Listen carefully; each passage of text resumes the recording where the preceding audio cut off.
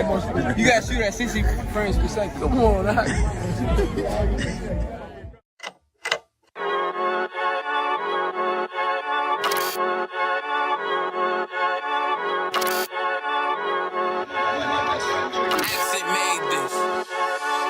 They say they wanna hear that raw shit. These niggas claiming that they bullshit. These niggas better move and coast shit. As if they make the wrong move and coast shit. You see me, they like, ooh, chemo shopping. I'm on my way up and they ain't gon' stop it. They say they wanna hear that raw shit. Coming up on by the bullshit. They see me, they like, ooh, chemo shopping. I'm on my body, real niggas right beside me.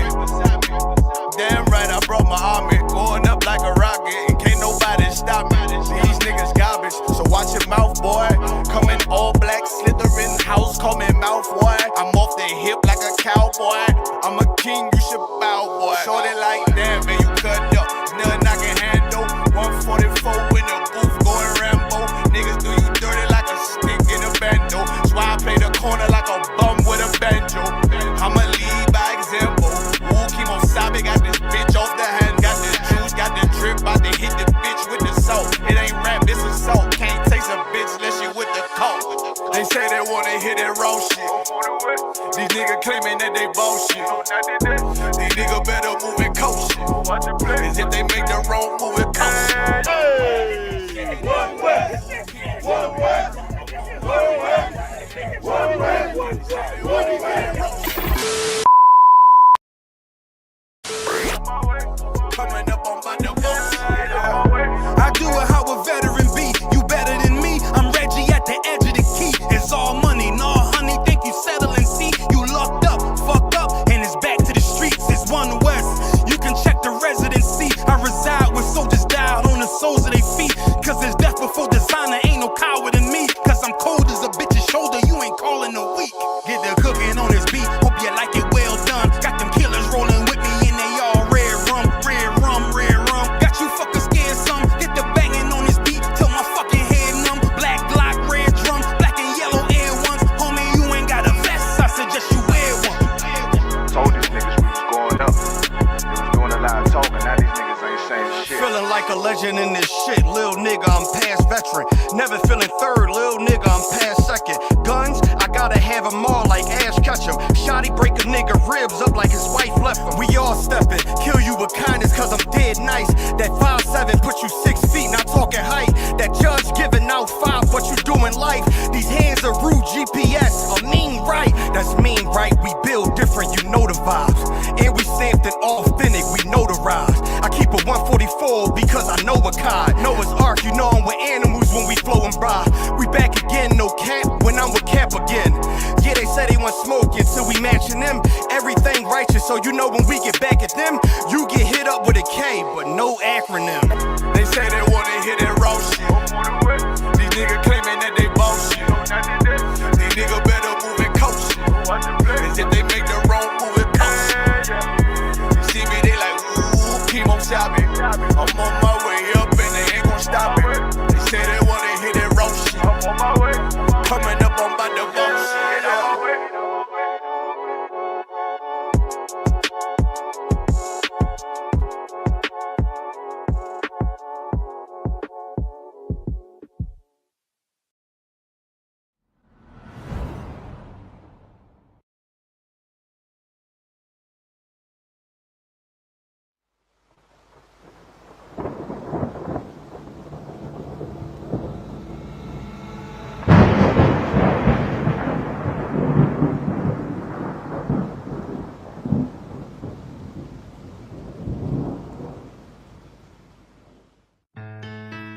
Till they bury me. I'm One West till they bury me. I'm One West till they bury me. I be One West to the death till they bury me. One West till they bury me. I'm One West till they bury me.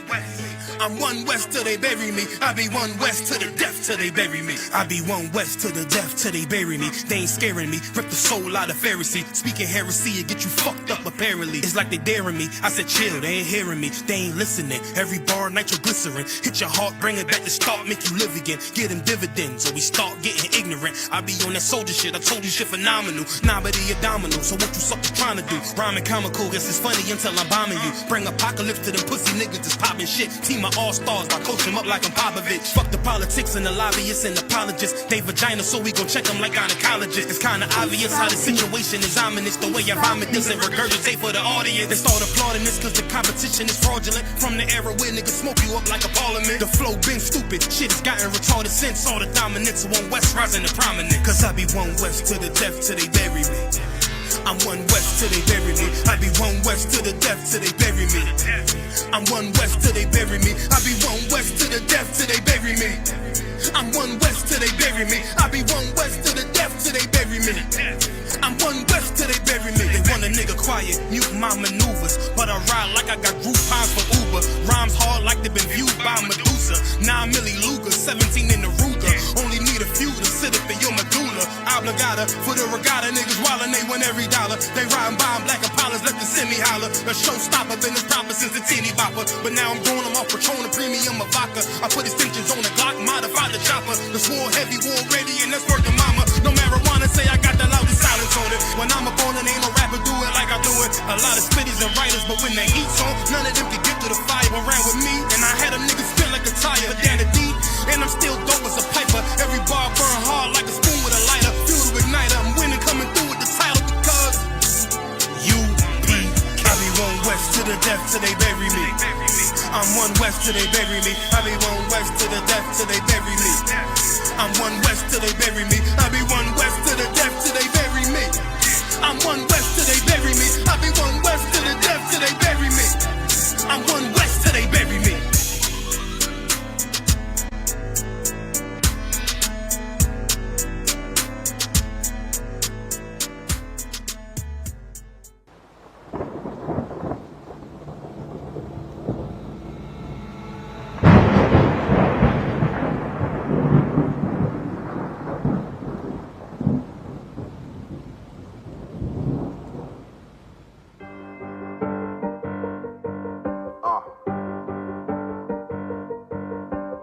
Yeah, on 44 shit, you know what I mean? Busy man.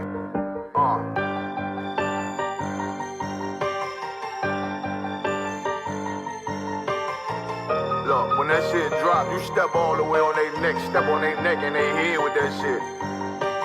Fine in, I ain't show no mercy, we gon' show them boy what time it is. I pop out like I'm Samuel, I got time to kill. Haters thought I died, I survived. They don't know how I did it, got it out the mud, straight to glory. They don't know how I feel. He nice, but he don't show them skills how I show them skills. He ride, but he don't work the wheel how I work the wheel. They mad, I'm too solid, circle tight, yeah, vacuum seal. No, they want my life, I ain't worried. I got rank for real, I got real soldiers kill for me, nigga. Watch yourself. They say you been in beast mode lately, you is not yourself. When you dropping that fire, precious marriage, they inquiring. They can't stop what's coming, but I see them conspiring. Cross the line, them firing. This bitch here, finna break the spin. No kindness, I don't trust you, circle small. You can keep your features. Me and my niggas don't keep no secrets. In the field like Jeepers Creepers, say they want some smoke, dawg. So I brought these chimney sweeps. Coming like we coming, you can't even cap. These niggas don't run it like we running, bitch, don't even start. Bitch, I'm with my niggas till the end, till death do us part. So if you wanna leave, you can leave, bitch. Bless your heart, fine in. I ain't show no mercy, we gon' show them boy what time it is. I pop out like I'm Samuel, I got time to kill. Haters thought I died, I survived. They don't know how I did it, got it out the mud, straight to glory. They don't know how I feel. He nice, but he don't show them skills how I show them skills. He ride, but he don't work the wheel how I work the wheel. Ooh, I got a man, circle tight, yeah, vacuum seal. I heard they want my life, I ain't worried. I got rate for real. Take over in effect, yeah, I'm fully focused. You might not see it on me, just know it's women, that bitch fully loaded. Ooh, yeah, we up and rolling. Told them I need major motion. Think I'm joking, I'ma school them niggas like they baby Jody. Got it out the dust, now I'm too clean, don't know why they hate me. What you want out life, dawg? Guns and butter, baby boy. U.P.K top, dawg. Certified road runner. I'ma turn that econ line van to a damn tank. I got choppers stashed in that attic like they in Frank. They had that shit on lock till I snapped on them like bolt cutters. You cannot play both sides, gotta choose your colors. See him throwing that one up with that W, that's my blood, bro. Fine in. I ain't show no mercy, I'm gon' show them boy what time it is. I pop out like I'm Samuel, I got time to kill. Hey,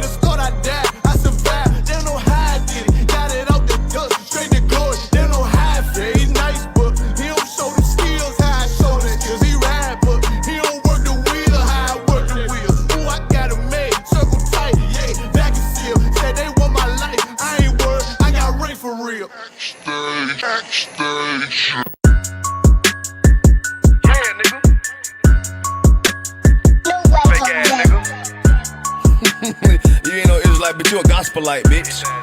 Fuck you talking about? If that nigga want war, bitch, we ready. It ain't hard to find us. Hawk, I keep that stick locked, loaded, boy, he'll fade you line up. Young nigga name is Slayer. What you think, boy? You be done to try. Soft coast shit, we bout it. UPK, soup solid. Little bitch think I'm crazy, think I'm playing like bitch, I ain't the one. Warfare every day, so who is you, bitch? I don't need your love. Killers right round the way. What you think? I love this brotherhood. Hood. More than you, bitch. Sharp on shit, I'm bout it. UPK, soup solid. Fuck nigga don't want war. Ain't enough clips in your army. All the bitches wanna take my piece. All the hoes wanna take my piece. All the niggas wanna take my piece. No, I can't let a dog take it from me. I can't let a dog take it from me.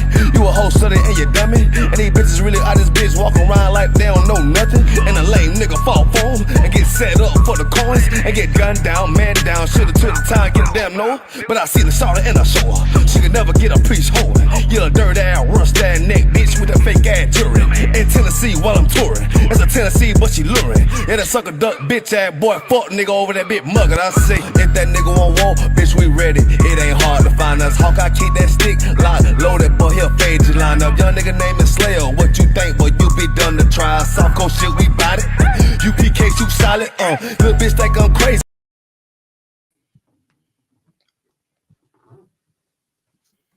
All right, clap it up, clap it up. Shalom, Israel. Yahweh Shemi, I was shout to all my brothers. Yahweh Shemal, Alathan, by Shemi, I was shout to all my sisters. This is the I.S.U.P.K, the Israelite School of Universal Practical Knowledge. Start out of 1 West, 125th Street, Harlem, New York, under commanding General Yahanna. And I am priest officer of 500, Gashan. And tonight is the Monday night history class. And we're going to talk about the dark history of birthday celebration. And do we have anybody on the conference call? Do we have anybody on the conference call? All right, all right. Mama Saw. Till we get somebody on the conference call, you think you're able to read for me? Most high in Christ, most high in Christ. And we're gonna mainly break down about the deep dark history of birthdays, about how you've been lied to, black man, Hispanic man, and Northern Native man. You've been lied to. And tonight we're gonna show you who lied to you and why they lied to you. Can you dig it? So, and you know, fair warning. Marcel, could you pull 2 Corinthians 11:6? Cause we getting the class started, but we gotta get some understanding. We gotta get some straightening. If you know what I'm saying. You know, I'm not gonna be speaking a whole lot off what I think. You know, we're gonna pull scriptures. And most likely, I probably pulled more scriptures in this one night than your Christian pastor pull all year round.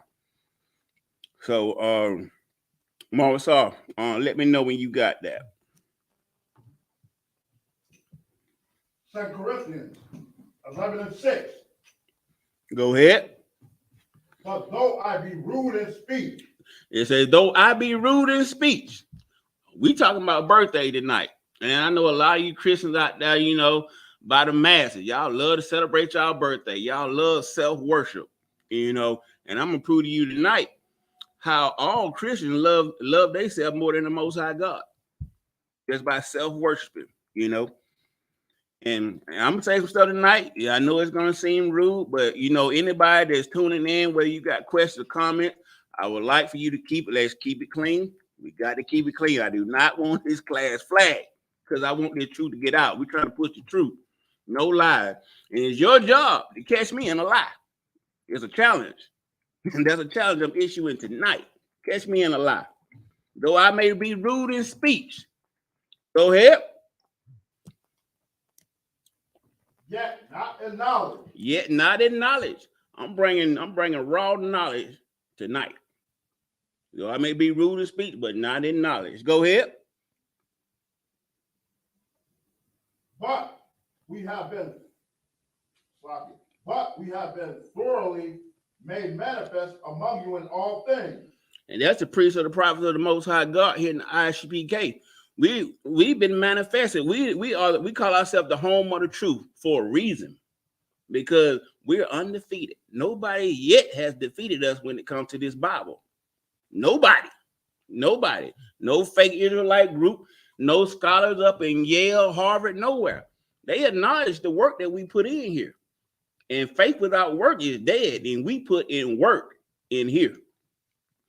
With that being said, give me Proverbs 1 and 22, Baba Kashaw. And we hear a lot about people talking about you can't save everybody. We know, we in the truth know we can't save everybody. Some people just don't want to be saved, because a lot of you Christians, you prefer a lie of the truth. Just by the way you live and your action. And like I say, actions speak louder than words. Your actions speak louder than words. And and a lot of you believe that you've been going the wrong way your whole life for so long, you feel like you went too far, to turn around. It's crazy. If especially not when but when you actually find out that you've been headed down the wrong path, you think it's too late for you to change. And that's not the case.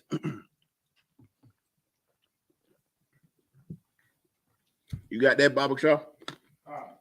Go ahead. Proverbs 1 and 22.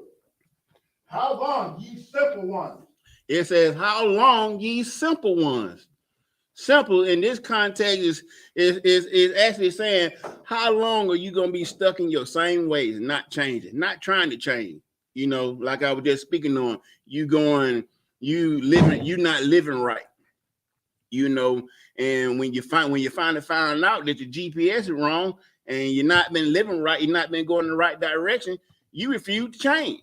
You refuse to change course and get on the right track to get to the truth, your final destination, what should be your final destination. Go ahead. Will ye love simplicity? Will ye love simplicity? Will you love staying like that, even though you know you're wrong? And you find out you're wrong. Will you love staying like that? Go ahead. And the scorners delight in their scorning. And the scorners delight in their scorning. Do you know what the definition of scorning means? Do we got anybody online yet? Nobody online yet. So for time's sake, I'm gonna tell you what it means, what a scorner is, and somebody that delight in their scorning. A scorner is somebody that mocks God. They mock God with negativity when it comes to knowledge, especially when it comes to these the scriptures in this Bible. You basically telling somebody they don't supposed to eat pork when the Bible clearly said, that you don't supposed to eat swine or touch it, or at least even touch it when it's dead.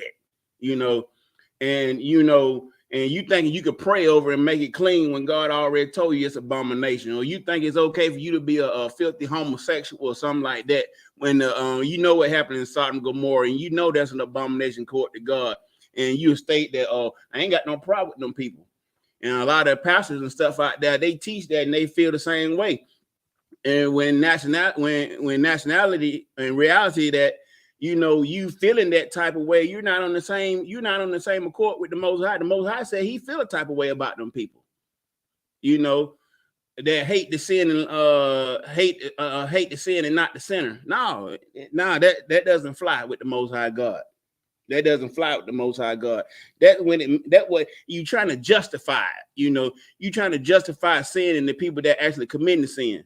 That's what a scorner that delight in their scorning does.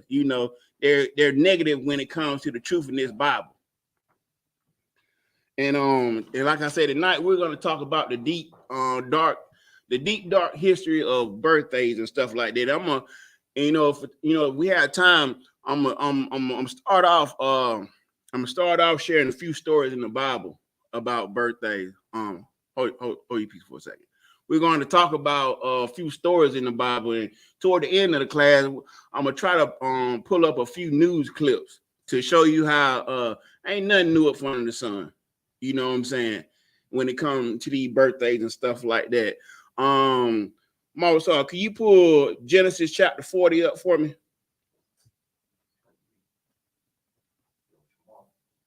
Salakia, Napash can do it. Napash, we got Napash right here. Could you pull up Genesis chapter 40? And we're gonna break down this story because we're gonna show you, like I said, we're gonna show you who lied to you, you know, when it comes to these birthdays and stuff like that. We're gonna break down in the Old Testament, the book of Genesis, about Pharaoh and how he celebrated his birthday. Let me know when you got that. All right, go ahead. The book Genesis chapter 40. We're gonna read that whole verse 1 through 23. We're gonna tell the whole story. I call God. This is the book of Genesis, chapter 40, verse 1. And it came to pass after these things, that the butler of the king of Egypt and his baker had offended their lord, the king of Egypt. And right here, in this first verse, it's talking about the chief butler and the baker of Pharaoh and how they offended him and stuff like that. And a little while before that, it talked about Joseph. You know, Joseph being locked up, incarcerated, and stuff like that. We're gonna get further into it, and why he ended up in there, and his responsibility while they were locked up. But go ahead. Verse 2. And Pharaoh was wroth against two of his officers. And he was wroth against these two officers there, his butler and his baker. You know what I'm saying? Chief butler and then his baker. He was angry. He was angry with them. And so go ahead. Let's see what he did. Against the chief of the butlers and against the chief of the bakers. All right, go ahead. Verse 3. And he put them in ward in the house of the captain of the guard, into a prison, the place where Joseph was bound. Okay, so he put them in the ward. We know what the ward is, right? we black people, we know what the prison is. We know what the prison system is. That's what he did. He locked them down. He locked them up with Joseph. Go ahead.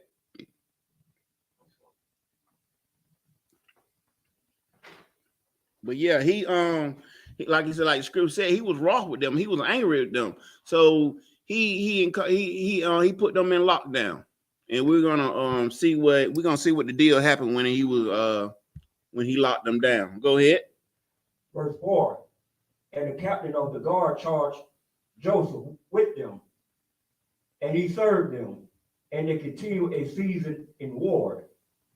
Verse 5. Hold up right there. So he charged Joseph with this butler and with this baker. He put Joseph in charge. You know, in the prison system, if you ever been locked down before, a lot of times you have people, a person or a couple people that they may put in charge of running errands and stuff while you down. You know, whether it's cleaning purposes or all kind of things. You know, he has a they charged him with a responsibility over these inmates. And at this time, Marisar, you still got your Bible up? Could you read that next scripture? Genesis 40 and 2. No, 40 and 4, I think. 44. Oh, sloppy. Genesis 40 and 4. And the captain of the guard charged Joseph with them. Verse 5, sloppy. Sloppy. Okay. Genesis 40 and 5. And they dreamed a dream, both of them, each man his dream in one night. Yeah, both of these, this butler and this baker, both of them had dreams the exact same night when they was locked down. Go ahead. Each man according to the interpretation of his dream. The butler and the baker of the king of Egypt, which were bound in prison. Go ahead. Verse 6. And Joseph came in unto them in the morning, and looked upon them, and behold, they were sad. Hold it right. Stop it right there. Joseph, when he came in to their cell or wherever they was at that moment, you know, that night after they had their dream, he looked at them and seen the expression on their face. He knew that they were sad. He seen the sorrow. He seen the sorrow in their faces. And he knew something wasn't right, you know, where they were locked up. Of course, you're gonna feel some kind of way, but he can look at their face and tell them they had more what was going on. Something was troubling them to have that expression of sorrow on their faces. Go ahead. What verse you on? We're on verse 6. Verse 6. And behold, 7. verse 7. It's like, And he asked Pharaoh's officers that were with him in the ward of his Lord's house, saying, wherefore look ye so sadly today? yeah, he would ask them, you know, like now, you know, why y'all looking so sad today? You know, what's really going on? You know, go ahead.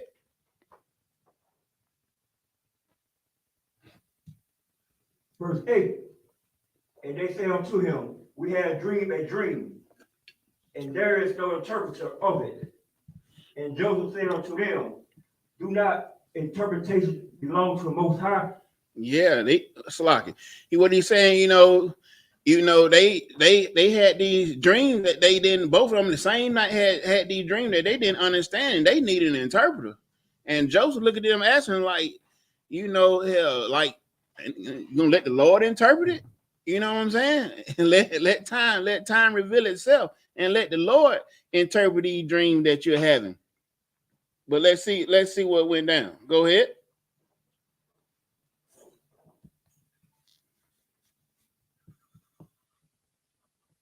Oh, tell me, them, I pray you.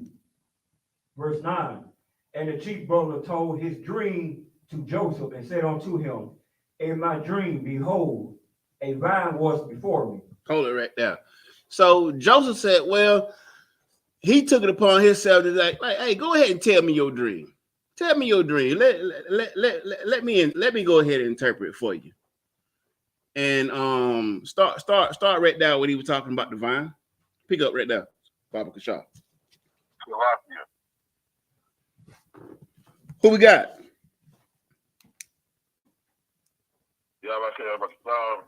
I'll see y'all with that checking in. Hey, if I may, what book and chapter you read from? Genesis chapter 40, we're at verse 7 right now. Wow. I got you. All right, go ahead. All right, go ahead. Yo, man, Paul checking in. All right, Yahweh Shem Yahshua Brakatah. What's going on, Warrior? Yahweh Shem Yahshua Brakatah. Everything's too wild, by the one. Wow, Most High in Christ. I got you down. You got anybody else? All right, Most High in Christ. All right, pick up for me, if you don't mind. Call. Verse 10. And in the vine were 3 branches, and it was it budded, and her blossom shot forward, and the clusters therefore brought forth ripe grapes. Verse 11. And Pharaoh's cup was in my hand, and I took the grapes and pressed them onto Pharaoh's cup, and I gave the cup onto Pharaoh's hand. Verse 12. And Joseph said unto him, this is the interpretation of it. The 3 branches are 3 days. Hold it right there. He's saying the 3 branches that he saw represented 3 days. The branches that he saw represented 3 days. Go ahead. Verse 13. Yet within 3 days of Pharaoh, lift up thy head and restore thee unto thy place. What And thou shalt. Hold it right there. And you said those 3 days were going to represent.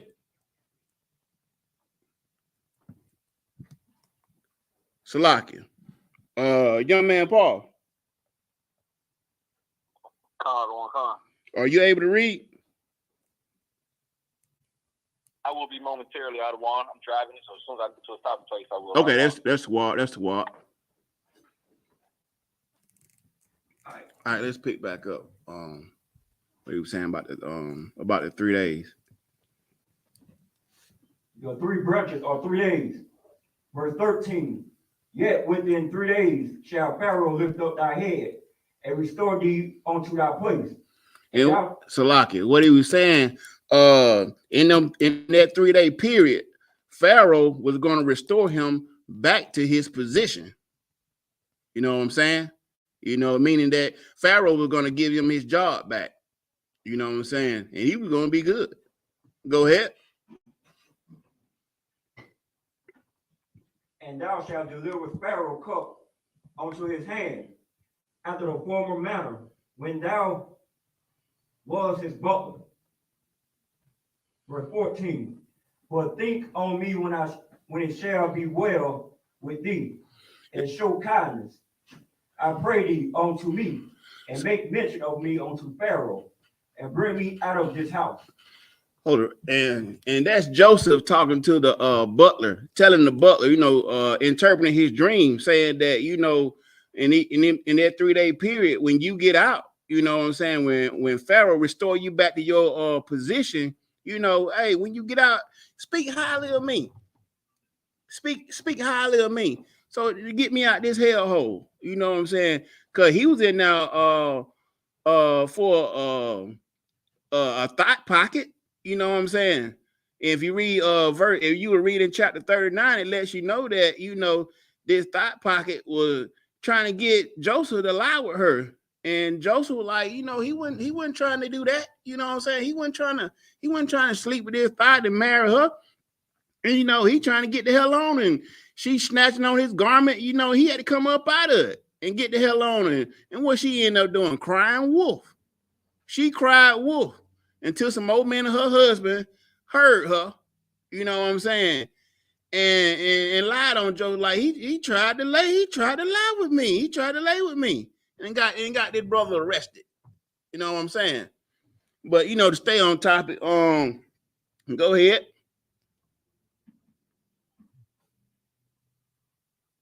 Verse 15. For indeed I was stolen away out of the land of the Hebrews. Where was Joseph stolen from? Away out of the land of the Hebrews. These Hamites done stole Joseph out of the land of Hebrew. This Pharaoh and these people, the Egyptians, they stole Joseph out of the land of the Hebrews, out of the Hebrew where the Hebrew Israelites are. They done completely stole him out of the land. Go ahead. They let you know we're not the same people. And here also have I done nothing that they should put me into the dungeon. And he telling you right now, I didn't sleep with that funky thought pocket. You know what I'm saying? They put me in jail for nothing. I'm putting them in jail for nothing. Go ahead.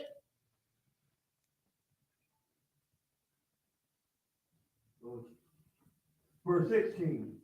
When the chief baker saw that the interpretation was good, he said unto Joseph, I also was in my dream. And so now this the chief baker about to get his dream interpreted from Joseph. Go ahead. And behold, I had 3 white baskets on my head. Verse 17.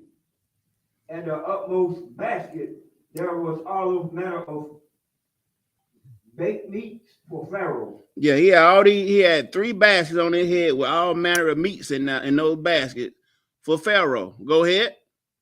And the birds did eat them out of the basket upon my head. So the birds will swoop down and start eating the meats out the basket that was for Pharaoh. That ain't a good deal. Don't sound like a good dream to me. Go ahead. Verse 18. And Joseph answered and said, this was the interpretation thereof. And this is Joseph about to interpret the dream for him and let him know what it means. Go ahead.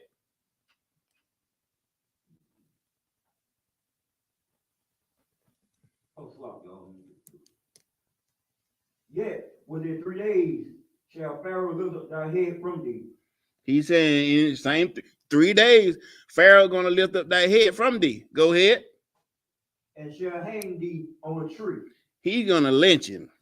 He's gonna hang him on a tree. He's gonna crucify him just like Christ got crucified.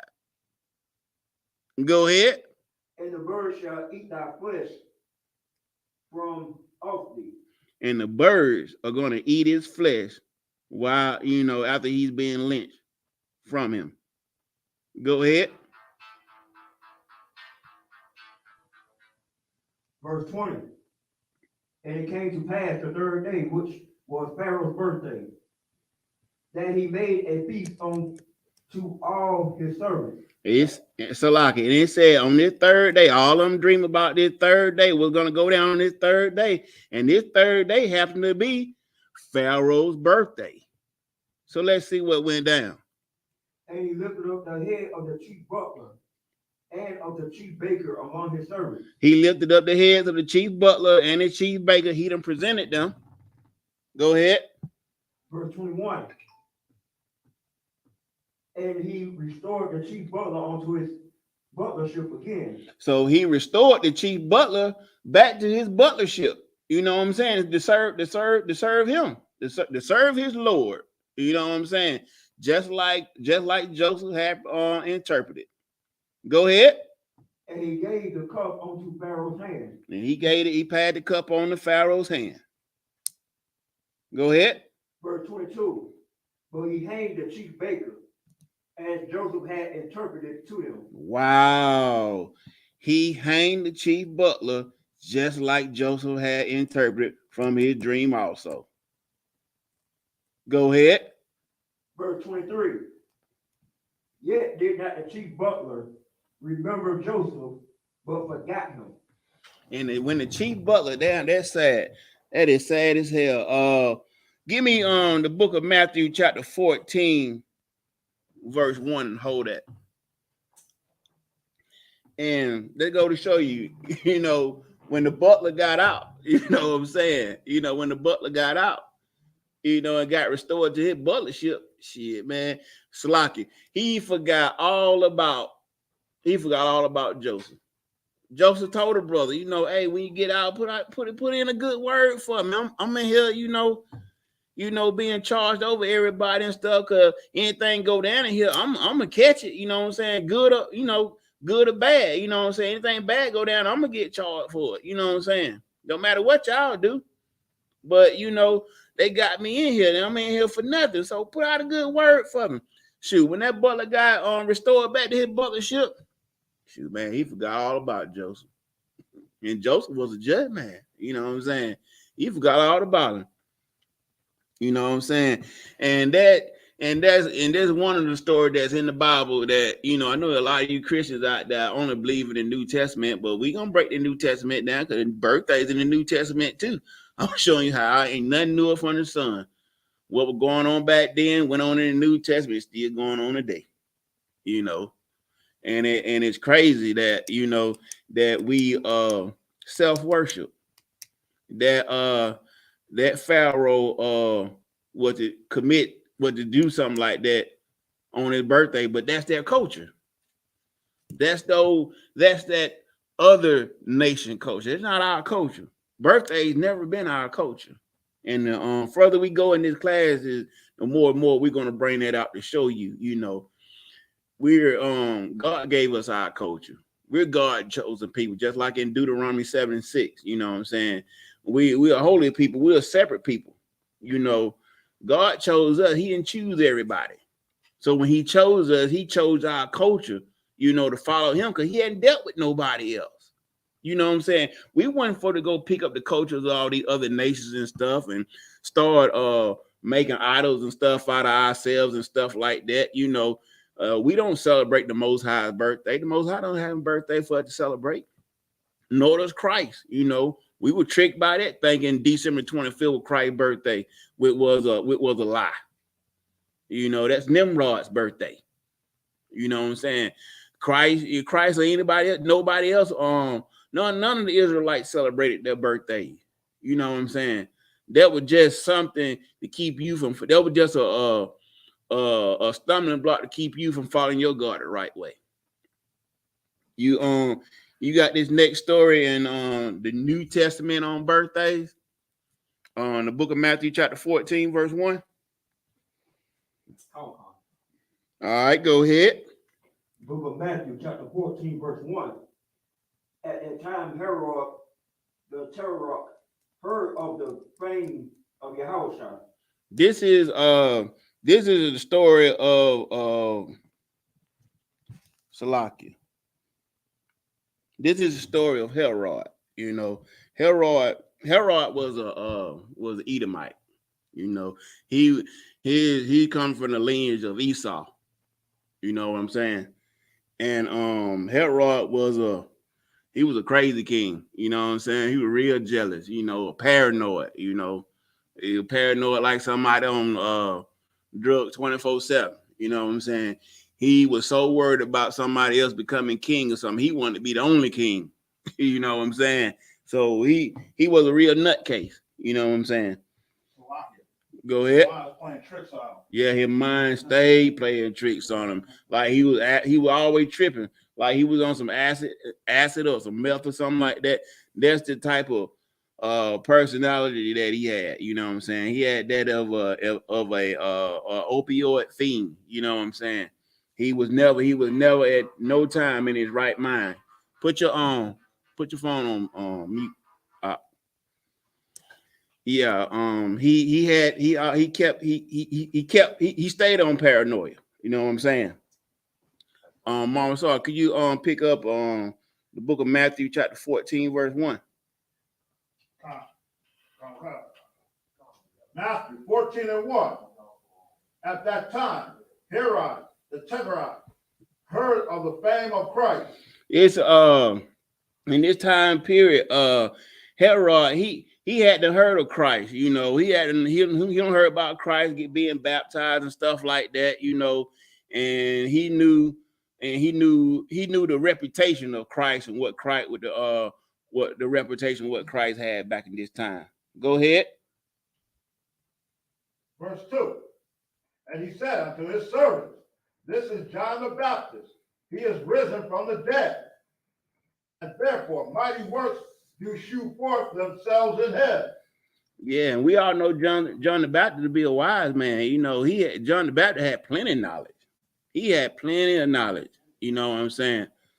But you know, at one point in time, we know when he was in lockdown that, you know, during this time, you know, when he was in lockdown and stuff like that, he did second guess himself. He had all this knowledge and stuff, but at this point in time, you know, his faith wavered when it came to Christ. You know what I'm saying? Go ahead. Verse 3.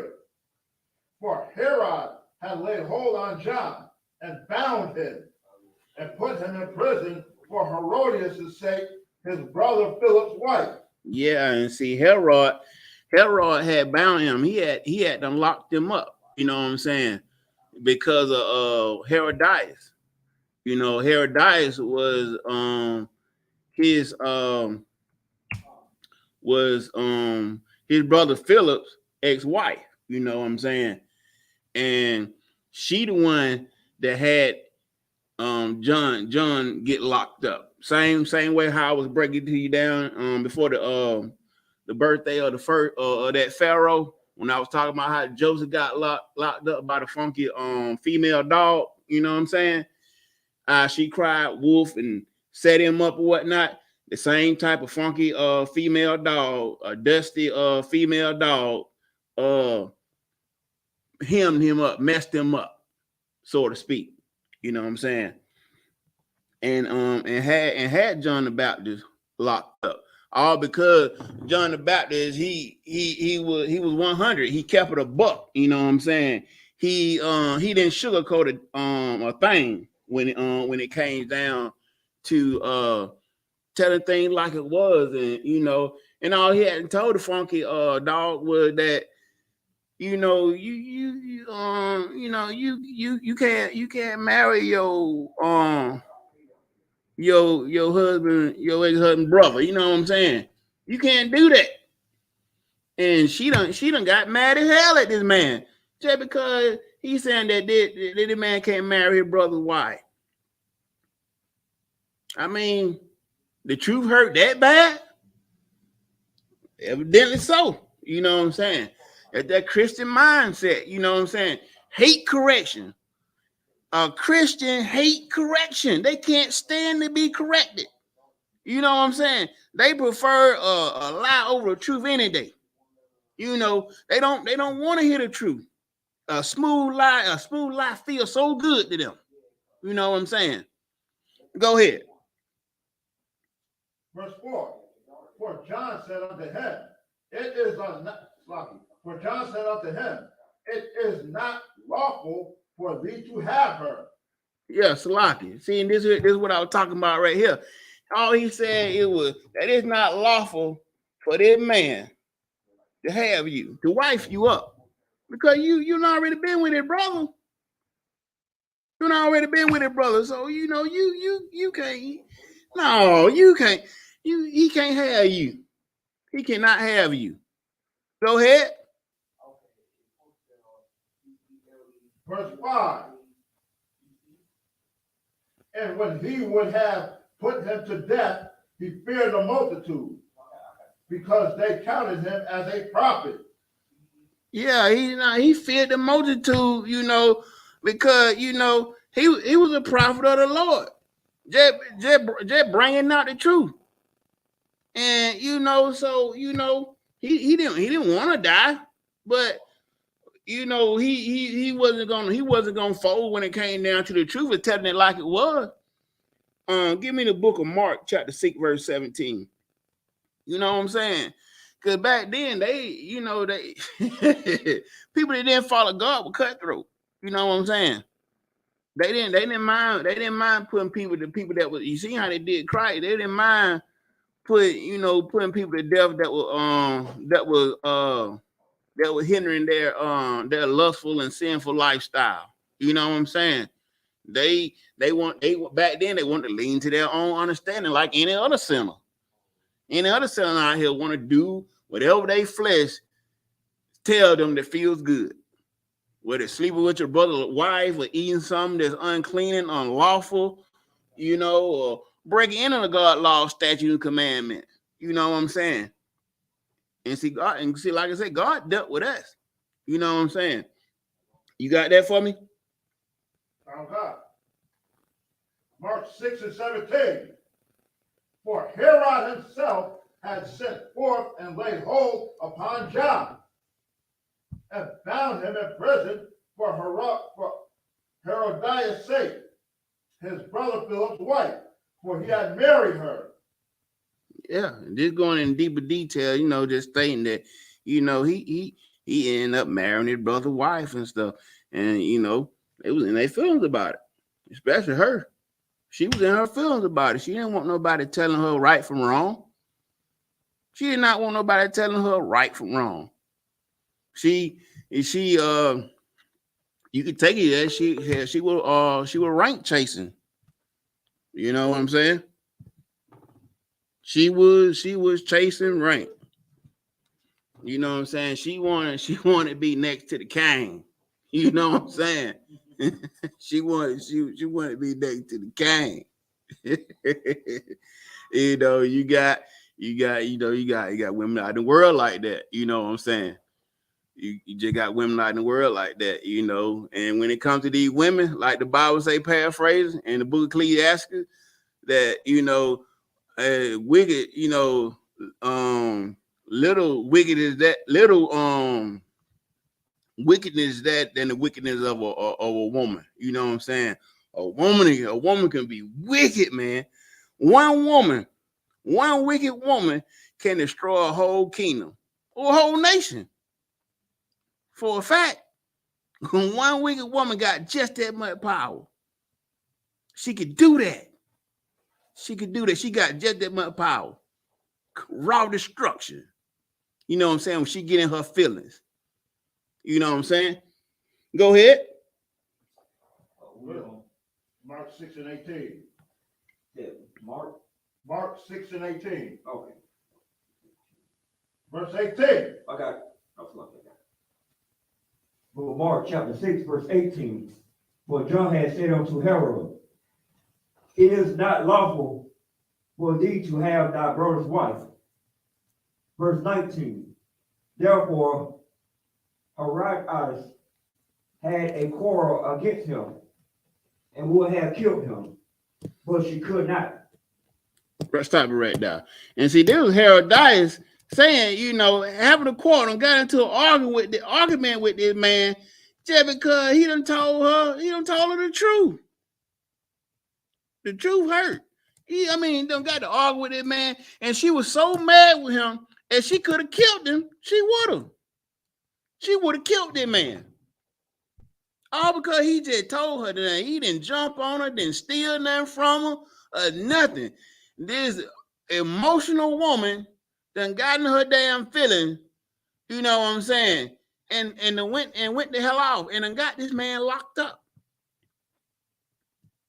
Dusty female dog. Go ahead. Verse 20. For Herod feared John, knowing that he was just a man and a holy, and observed him. And when he heard him, he did many things. Salaki, can you start from the top on that? I call the book of Mark, chapter 6, verse 20. For Herod feared John, knowing that he was just a man and a holy, and observed him. And when he heard him, he did many things. Hold it right there. And see, Herod, he feared John the Baptist. He feared him because of the thing that he knows. You know what I'm saying? And he done many, and him himself, he done many things. He done many things in the world. And so Herod, he was the type of person, he watched John the Baptist. You know what I'm saying? Because like I said, John the Baptist, he had knowledge. The man had knowledge. And people, he was well known. He was very much well known. And so, like I was saying, Herod watched him. He monitored him, Go ahead.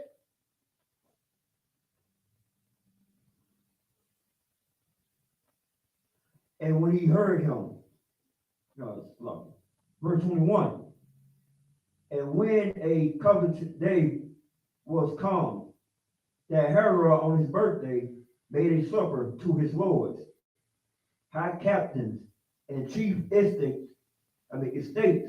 of Galilee. Could you read that part? Read that part again for the ones that might have not caught that.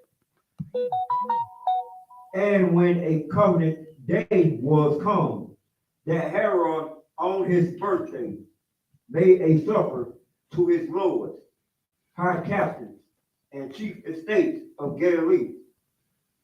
And see, now it's Herod's birthday. You know what I'm saying? He done made this supper. He done made this supper for his captains and his officers and stuff like that. For everybody that was close to him and around to him to come self-worship him.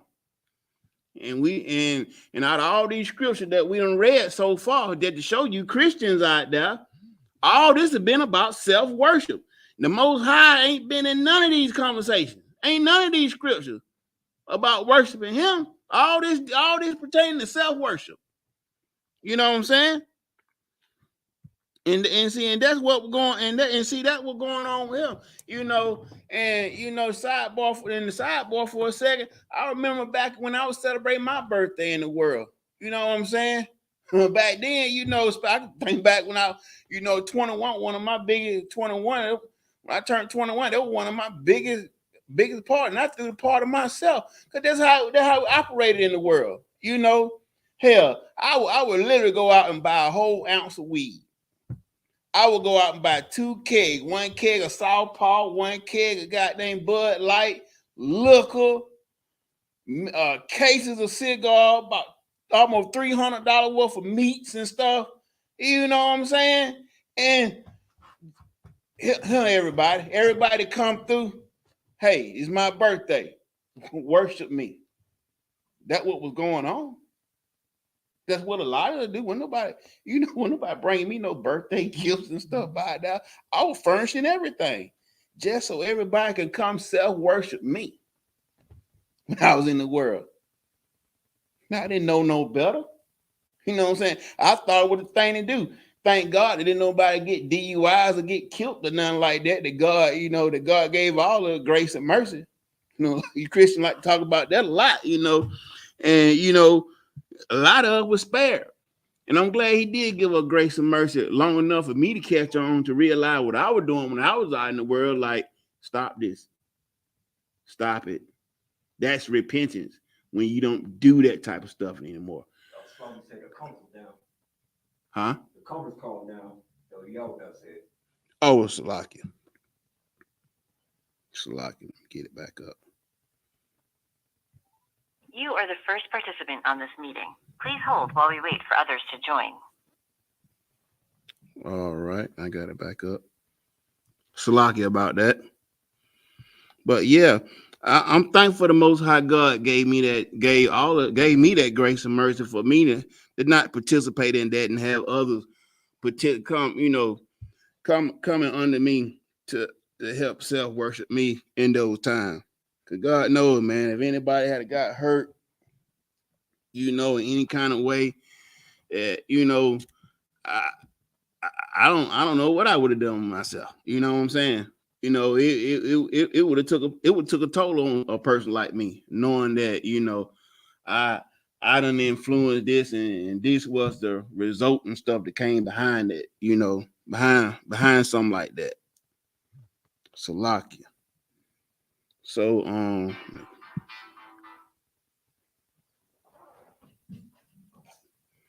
go. Damn, Amara Saw. Can you pick up? Can you pick up for me? The book. Verse 22.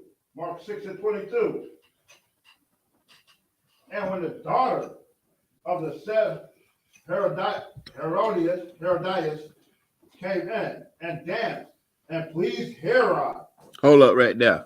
And it says, and when the daughter of the said Herodias came in and danced and pleased Herod, I mean, she came in now doing what a lot of you girls doing today, twerking. He was happy to see his newfound daughter-in-law sitting there twerking, and it pleased him. That's why I say ain't nothing do it for the son. He was getting entertained. You know what I'm saying? He was being entertained by this birthday dance that was being performed for him. Go ahead. Herod and them that sat with him. And everybody else that was gathered to celebrate his birthday was sitting there watching her twerk. You know what I'm saying? And everybody was happy. Go ahead. Happy birthday. Go ahead. The king said unto the damsel, ask of me whatsoever thou wilt, and I will give it thee. And she said, now it's his birthday. It's his birthday. And like I was just telling my story, you trying to please everybody else on your birthday. You know what I'm saying? She sitting there twerking, putting on a show, and he going to her, asking her, like, hey, it's my birthday. Shoot, what can I do for you? Ask me for anything. I'm gonna give it to you.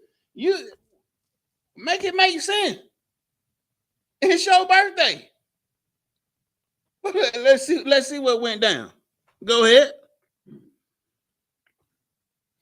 Verse 23. And he swore unto her, whatsoever thou shalt ask of me, I will give it thee. And he telling her, you know, I give you anything. Baby, I give you anything. Whatever you want. You doing it, girl. You doing it. You doing that thing. Tell daddy what you want. And daddy gonna give it to you.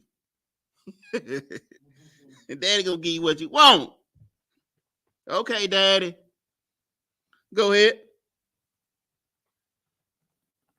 On to the half of my kingdom. Verse 24. And she went forward and said unto her, Mother, what shall I ask? And she done went to her mama. This dusty female dog. She done went to her and asked her, like, Mama, what should I ask the king for? What should I ask for? And mind you, the mama, we gonna get into it. Let's see what the mama gonna say. Go ahead. Verse 24. And she went forward and said unto her mother, What shall I ask? And she said, The head of John the Baptist.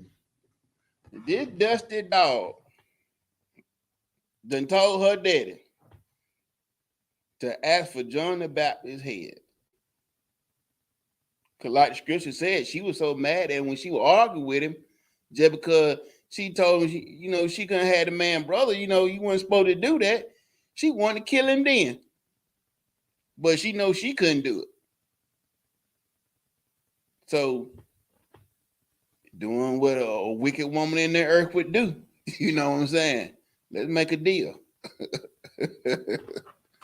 Make a deal. Go ahead. Verse 25. And she came in straightway with haste unto the king, and asked, saying, I will that thou give me by in a charger the head of John the Baptist. So she took off. You know what I'm saying? We get anything. Shoot, King said you can get anything you want. You get anything you want. Shoot, do this for me. Do this for me. I'm so in my feelings. I want John the Baptist's head in a charger. In a charger. You want it in a box. I want his head in a box. I can't stand that Negro. I can't stand it.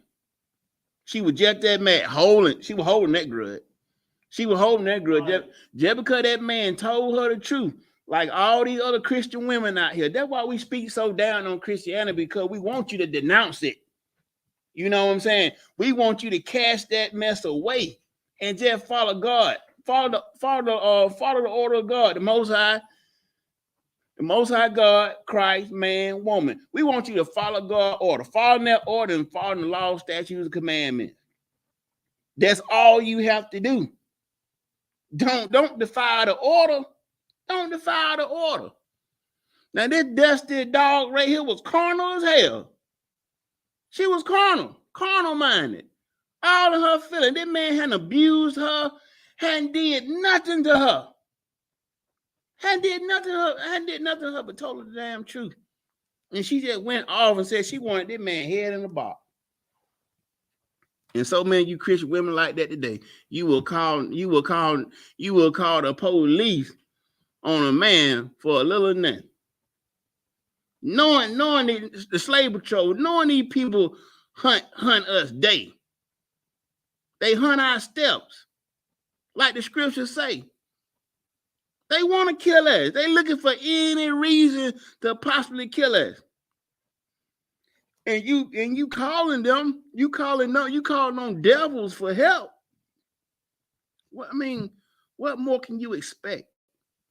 But you do that to get power. You do that to gain power over a man because you don't want to stay in the proper order of what you're supposed to stay in.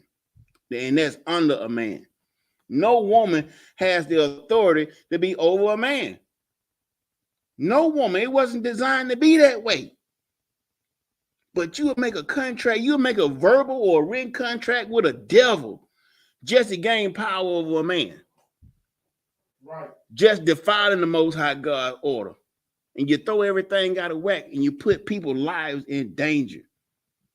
Not just destroy that man, you destroy that families, neighborhood, communities. Because especially somebody of importance, a man that just want to go out here in the earth and put out the truth, you will destroy that man. All because you in your damn feelings. Crazy. So, Lockie, if I may. Go ahead. No, Herod, he should have been so weak. He was so weak in his filthy lust over both his wife and the daughter. Right. Right. She dancing and gyrating from him, and he all hot. Yeah. And you don't spoke something like that. You know what I'm saying? Your birthday. You use your birthday to speak. You know, the spirit of self-worship. It takes over. That demon takes over people. That's a wicked spirit. You know what I'm saying? To put yourself higher than Christ. You know, or to put yourself higher than the Most High God. You cannot give yourself a high holy day. And what I mean by that is you can't give yourself a separate day throughout the year, you know, to praise and worship yourself, to make an idol out of yourself. You know, you can't do that when the Most High God then already gave you your culture. He done already gave you feast days and you know you got high holy feast days and you got just regular holy feast days. You know what I'm saying? And you know he already gave you this, and you trying to add extra stuff onto it over what he done already gave you. You know what I'm saying? That's crazy. You for you to be out here trying to override the Most High God, it's crazy. It is absolutely crazy. And go ahead. Verse 26. And the king was exceedingly sorry, yet for the oath's sake, and for the sake which sat with him, he would not reject her. And this King Herod right here, and we read earlier a few verses up when the king was somebody that actually watched John the Baptist. You know what I'm saying? He feared the man, but he knew a lot. You know what I'm saying? And he was well respected by a lot of people. You know what I mean? And it said the king was exceeding sorry. He felt bad.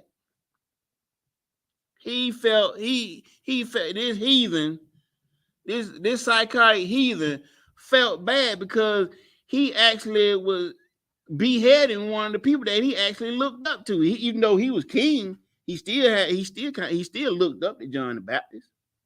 He looked up to him. Go ahead. Hold on, Salaki. And yet, for oath's sake, he took an oath. He took an oath just like a lot of these Christian pastors when they get ordained and stuff like that. And when they you know, they go to these seminary schools and stuff, they take an oath to sit there and mislead you.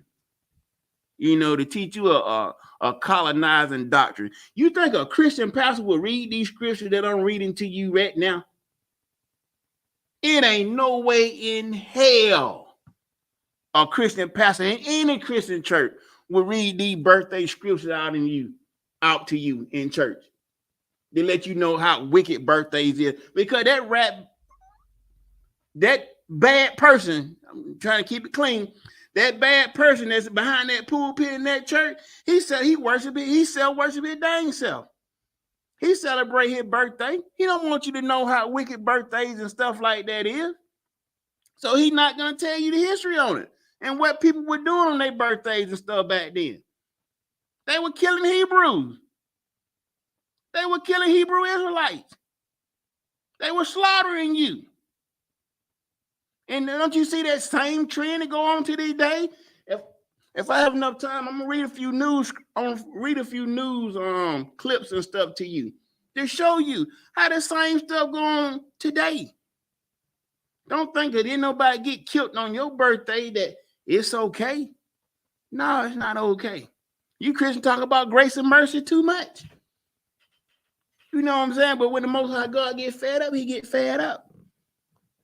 But celebrating birthdays has never been our culture. It's never been our culture. And it said, you know, he took an oath to this woman that had a bloodlust that was in her feelings to have this man killed.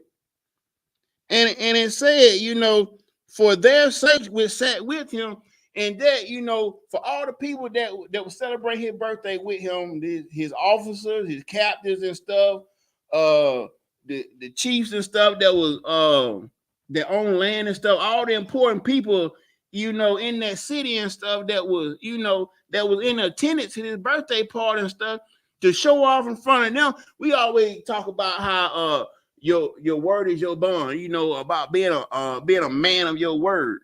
You know what I'm saying? When he took this oath to get his woman wherever she wanted, when she went to her mama to ask her mama what did she want, he felt like whatever she said, he was gonna have to fulfill it. And he felt sorrow behind it. And it said, you know, he would not reject her. He wasn't gonna turn her down. He wasn't gonna turn her down. Give me verse 27. Verse 27. And immediately the king sent a executioner. He sent the executioner immediately. Immediately. And that man ain't did nothing, told the truth. Some of you Christians out there probably want to kill me right now because I'm reading from the book. I'm reading from the book. We reading from the King James Bible. Right. I'm reading you the truth. And you probably want to cut my damn head off right now. Just because I'm reading the book and telling you the truth, because you love your birthday. Happy birthday. Tell John the Baptist happy birthday. Is it a happy birthday for him? Is he happy? Huh? Come on. What about that baker that got hung back in Genesis? Was he happy? You think he wanted to die? You Christians, test tube Christians. That's what I call y'all. God almighty. Go ahead.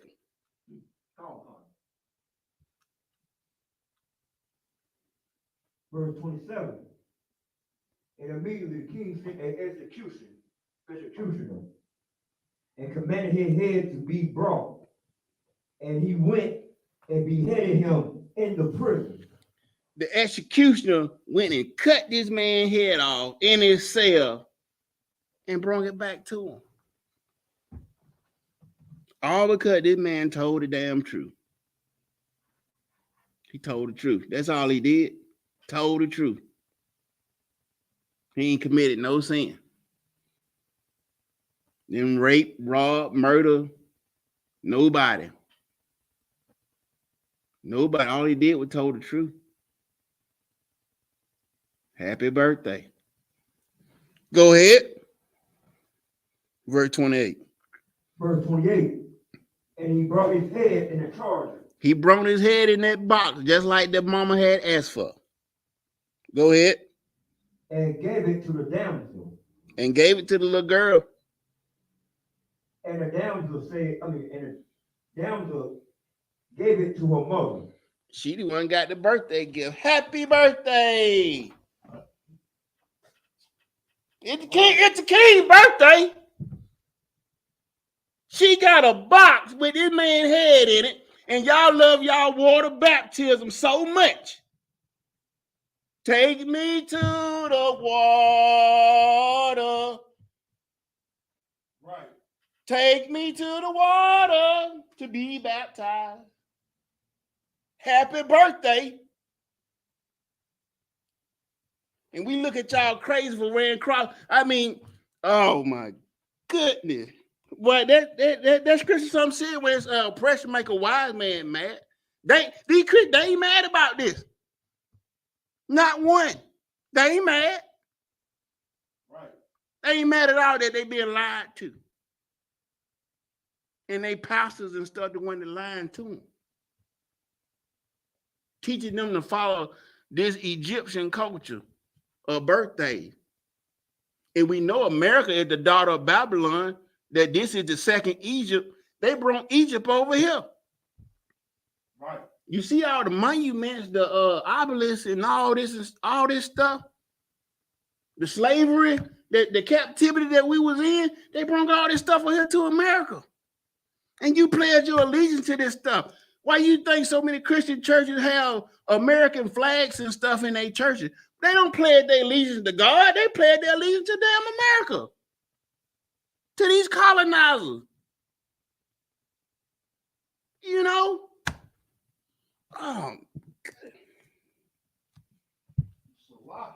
Go ahead. Like you be hearing about, like, you know, girls having little sweet 16 birthday parties, and you know, somebody having a party at a club, and you know, somebody shooting up, somebody done got killed. Oh, like that should let you know, because wasn't it not too long ago that happened? I got some. We got an hour. I'm finna run through these scriptures, man, just so we can get over. We about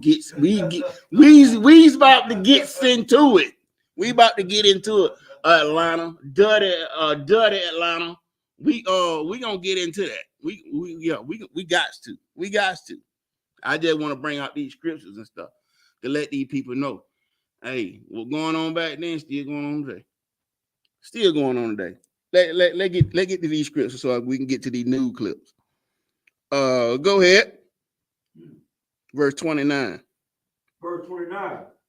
And when the disciples heard of it, they came and took up his corpse and laid it in a tomb.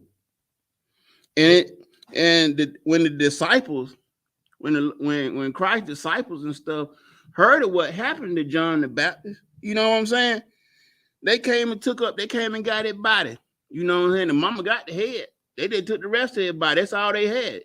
They just had the shoulder down to his toe. They came and got the body and took it and laid it up in a tomb. Crazy. I keep wanting somebody to hit. I mean, that's some crazy. It's just crazy. Crazy, man. Crazy. Give me verse 30. Verse 30. And the apostles gathered themselves together unto Yahanna, and he told them all things, both what they had done and what they had taught. Yeah. I mean, come on, man. I mean, they couldn't do nothing but go back and tell Christ what atrocity had to happen on that man's birthday. You know what I'm saying? You don't just kill that man just for telling the truth. You know what I'm saying? And that's why I say that's how I know so many of you Christians really hate Christ. You know what I'm saying? That's all Christ was going around doing, telling folk the truth. You seen what they did to him. Same thing. You hate correction. But as long as you stay in simple and living that type of simplicity, how can you ever expect for us to come up out this hellhole that we in? We ain't gonna never come out of it because you too simple, and that's not a good thing. It's not. You know, the stuff that killing us, you don't want to stop doing it. You comfortable going in the wrong direction, living another custom, living another lifestyle, living unrighteously. You like you stuck in your way. You don't want to change. You know what I'm saying? You don't. Give me Amos chapter 5 verse 21. Give me the book of Amos chapter 5 verse 21.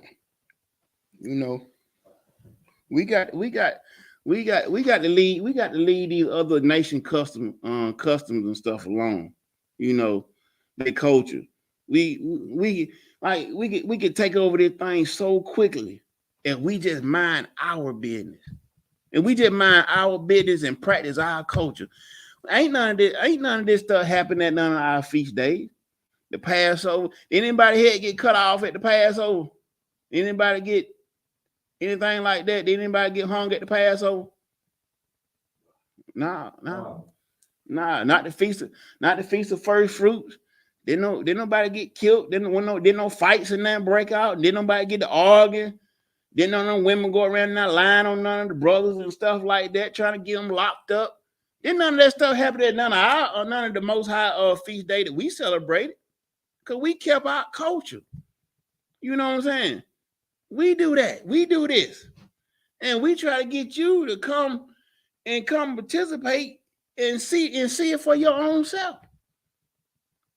But you rather celebrate your birthdays and all these other heathen holidays and stuff. All about self-worship instead of gathering yourselves together, like the scripture say, gather yourselves up together, O nation not desired. You know, that's what we're supposed to be doing. You got that Amos 5:21? Go ahead. The book of Amos, chapter 5, verse 21. I despise your feast days, and it will not smell in your solemn assembly. He said, I hate and I despise your feast days. Your birthday.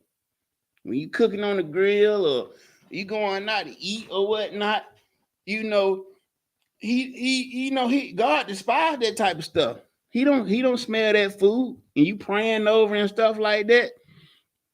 He don't hear your prayer because that's yours. It's not his. What's more important, your birthday or the Most High? Your birthday, your birthday feast or the Most High feast day? What's more important, yours or his? I know you Christian already think you more important.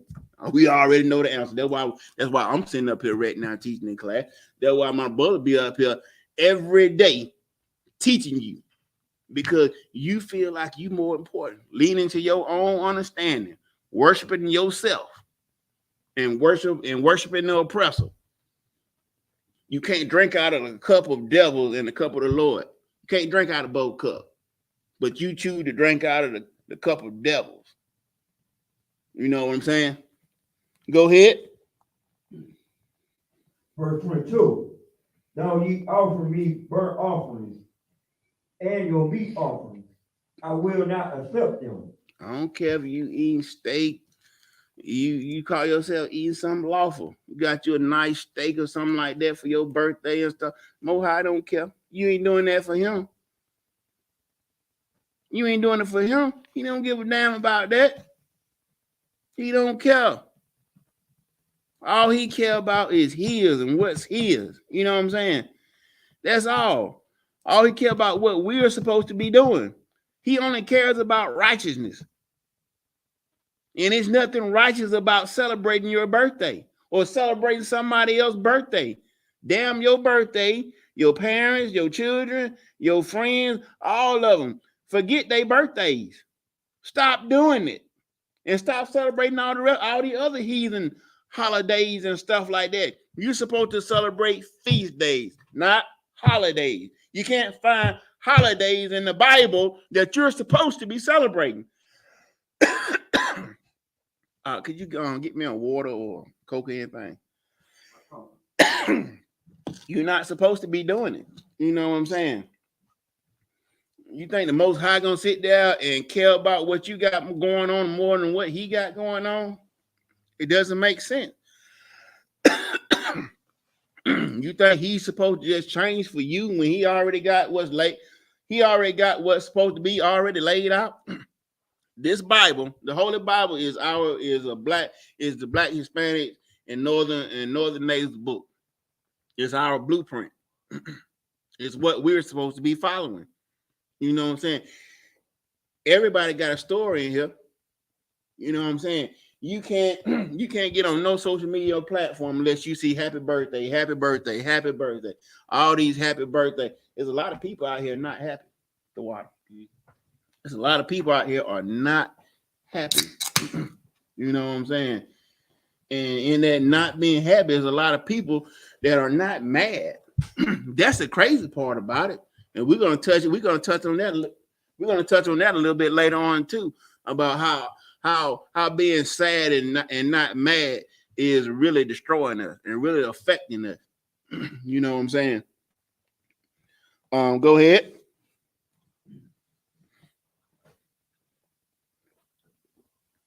neither I will regard the peace offerings of your fat beasts.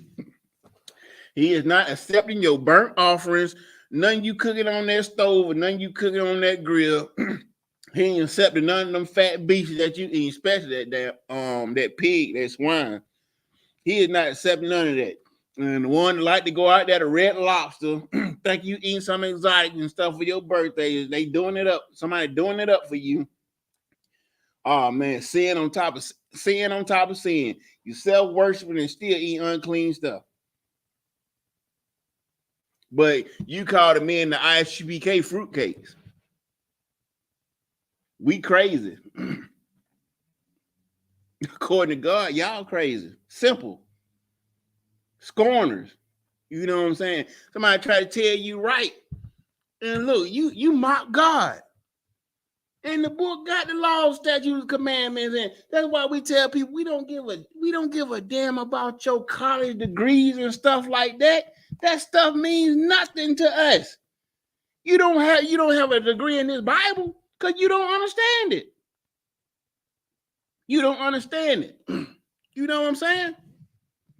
You don't understand it. So he's not accepting your burnt offerings or your fat beast, whatever you use to self-worship.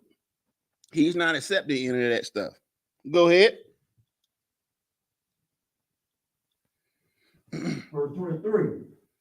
Take thou away from me the noise of thy song, for I will not hear the melody of thy vows. He said, take away the melodies of thy songs. You know what that means? Do you know what that means, Christians? Happy birthday to you. Happy birthday to you. God ain't hearing that book. He ain't hearing that don't. He hearing that mess. He ain't hearing that cow patty that you singing. That bull, that cow patty that come from that bull. He ain't hearing it. Man, come on.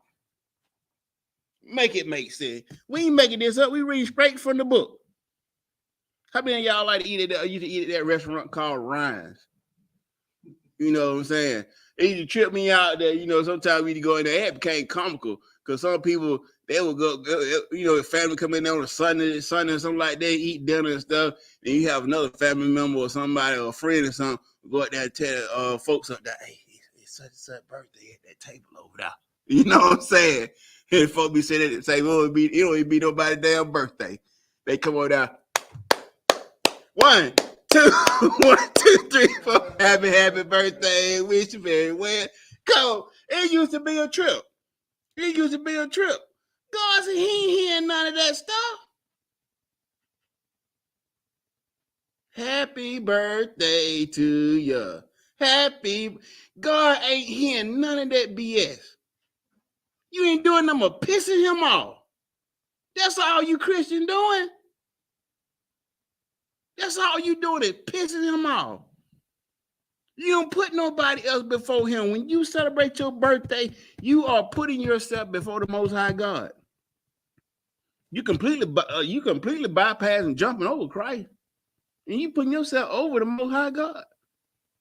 You do not have authorization to give yourself a high holy day. You don't have that type of power in the earth.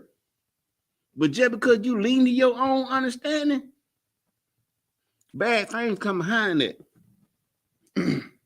Was that it? Verse 20? 23? Yeah. He said, for I would not hear the melody of thy vows. You know what I'm saying? He hearing none of them songs and stuff. I don't care how much in rhythm they is and stuff like that and how good they sound, how good. God ain't stunned none of that stuff. He don't hear it. Do you care enough? Do you care enough to care how God feels and what God thinks, Christians? Do you care enough? Actions speak louder than words. Actions speak louder than words. I'm showing you who been lying to you. We about to get more into why they lying to you. Because somebody gaining from this stuff. Somebody gaining from it. Well, we gonna find out. We gonna find out. Go to verse 14. Come. Book of Amos, chapter 5, verse 14. Seek good. Seek what? Seek good. Seek what? Seek good. Seek good. Ain't nothing good about a birthday. Ain't nothing good about birthday. Go ahead. And not evil. And not evil. Celebrating your birthday is evil. So you shouldn't be out here seeking to celebrate your birthday or seeking to go celebrate somebody else's birthday, because it's evil to self-worship, to idolize yourself and have other people idolizing you. It's wrong, it's wicked, it's evil. Go ahead. That ye may live. That ye may live. A lot of people out here got took up out of here for that self-worshiping. Dang.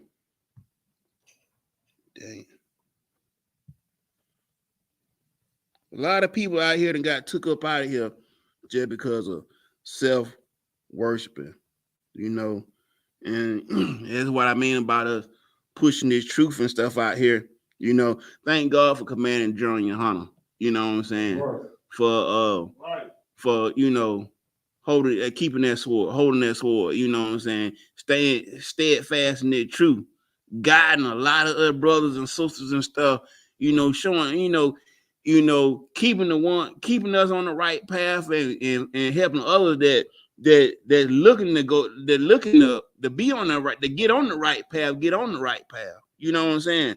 All the generals under him, the captain, the officers and stuff. You know what I'm saying? It means a lot. But if you don't come in here to experience it for yourself, you know what I'm saying, you're just gonna be on the outside looking in, and you miss out on a lot. You know what I'm saying? It's harder for you to grasp it. Ain't no experience better than hands-on. You know what I'm saying? You get in it, you get all the experience. But you don't sit back there and just listen to what somebody else in the world saying that ain't in here. How you expect? What do you expect? You know what I'm saying? You should want this knowledge. You know what I'm saying? You should want to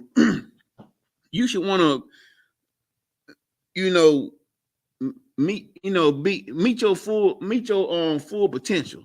You know what I'm saying? And the only way you'll meet your full potential is in this truth. The truth will get you farther than a lot will any day. That's why we so headstrong about pushing it. You know what I'm saying? Because a lot of people out there, we've been lied to 40, 50, 60, 70 years and stuff like that.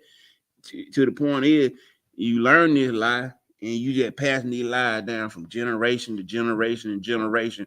And you sit there and say yourself, oh, we gotta break these generational curses and stuff. How we gonna break generational curses if you keep passing the lies and stuff down from generation to generation to generation? It doesn't make sense. And you can't make it make sense. You know what I'm saying? So that's why we tell you, get in these classes. Whether it's online, whether it's on a conference call, or whatever. Or just come here. We at 3353 Glenwood Road, Decatur, Georgia, up here in Atlanta. Come sit in the class. We ain't gonna hurt you. And we keep security. Ain't nobody coming up in here that ain't supposed to be up in here. You know what I'm saying?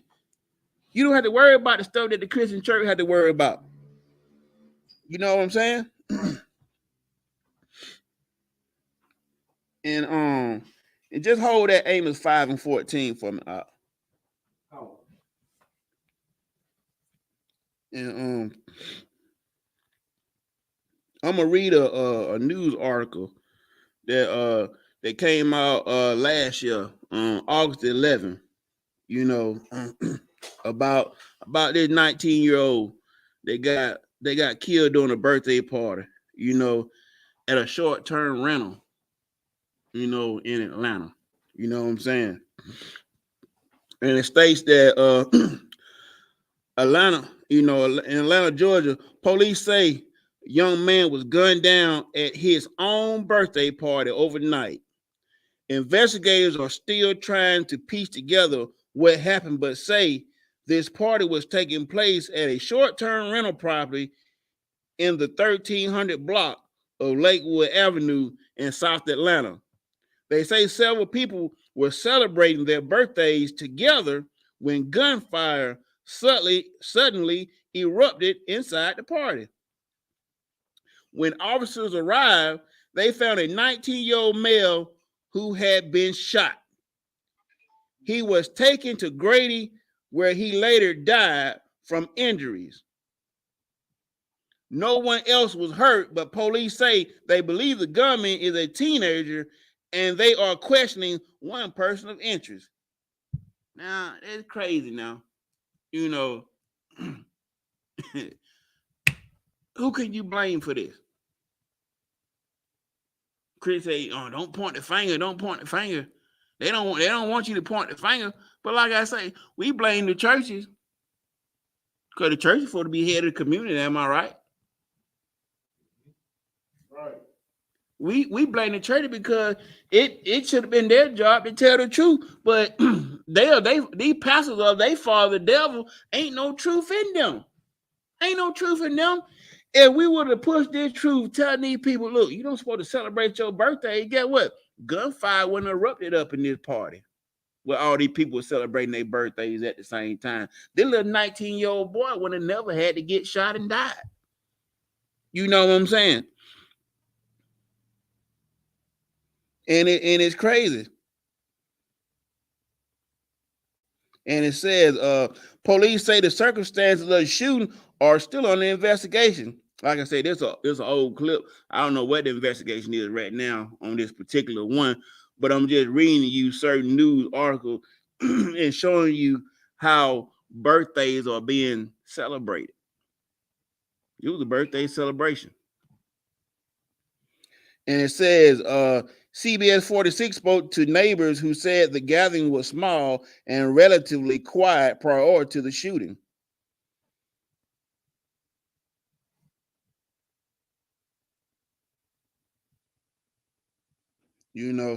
But all this stuff went down at a rental Airbnb. You know what I'm saying? It's sad. That young man didn't have to die. He didn't have to die if they would have told the truth. You know what I'm saying? Hey, sad to say, what I told you at the beginning, I'm gonna say some rude stuff. And you might consider this rude what I'm finna say right now. But his grace and mercy ran out. As young as he was, God got sick and tired. They're just all to it. And he allowed that to happen. Just because you people, you Christians, you parents, and you Christian leaders, you are so okay with doing the wrong thing that self-worship, self-idling, that you don't want to save the lives of these young people and tell them the truth. Like you shouldn't celebrate your birthday. You shouldn't celebrate your birthday. You know what I'm saying? It's just that simple. Let's get into another story that happened up here in Atlanta. This one right here is about a girl that was celebrating her 18th birthday party. You know what I'm saying?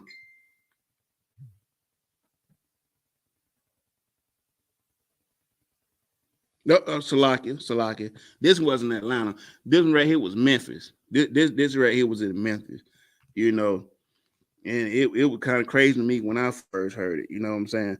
But this little 18-year-old girl got shot in the face. Pretty young little girl. And, she about got a whole face blowed off because she wanted to celebrate. She wanted to celebrate her birthday. Happy birthday. You know, that little 19-year-old boy, he wasn't happy.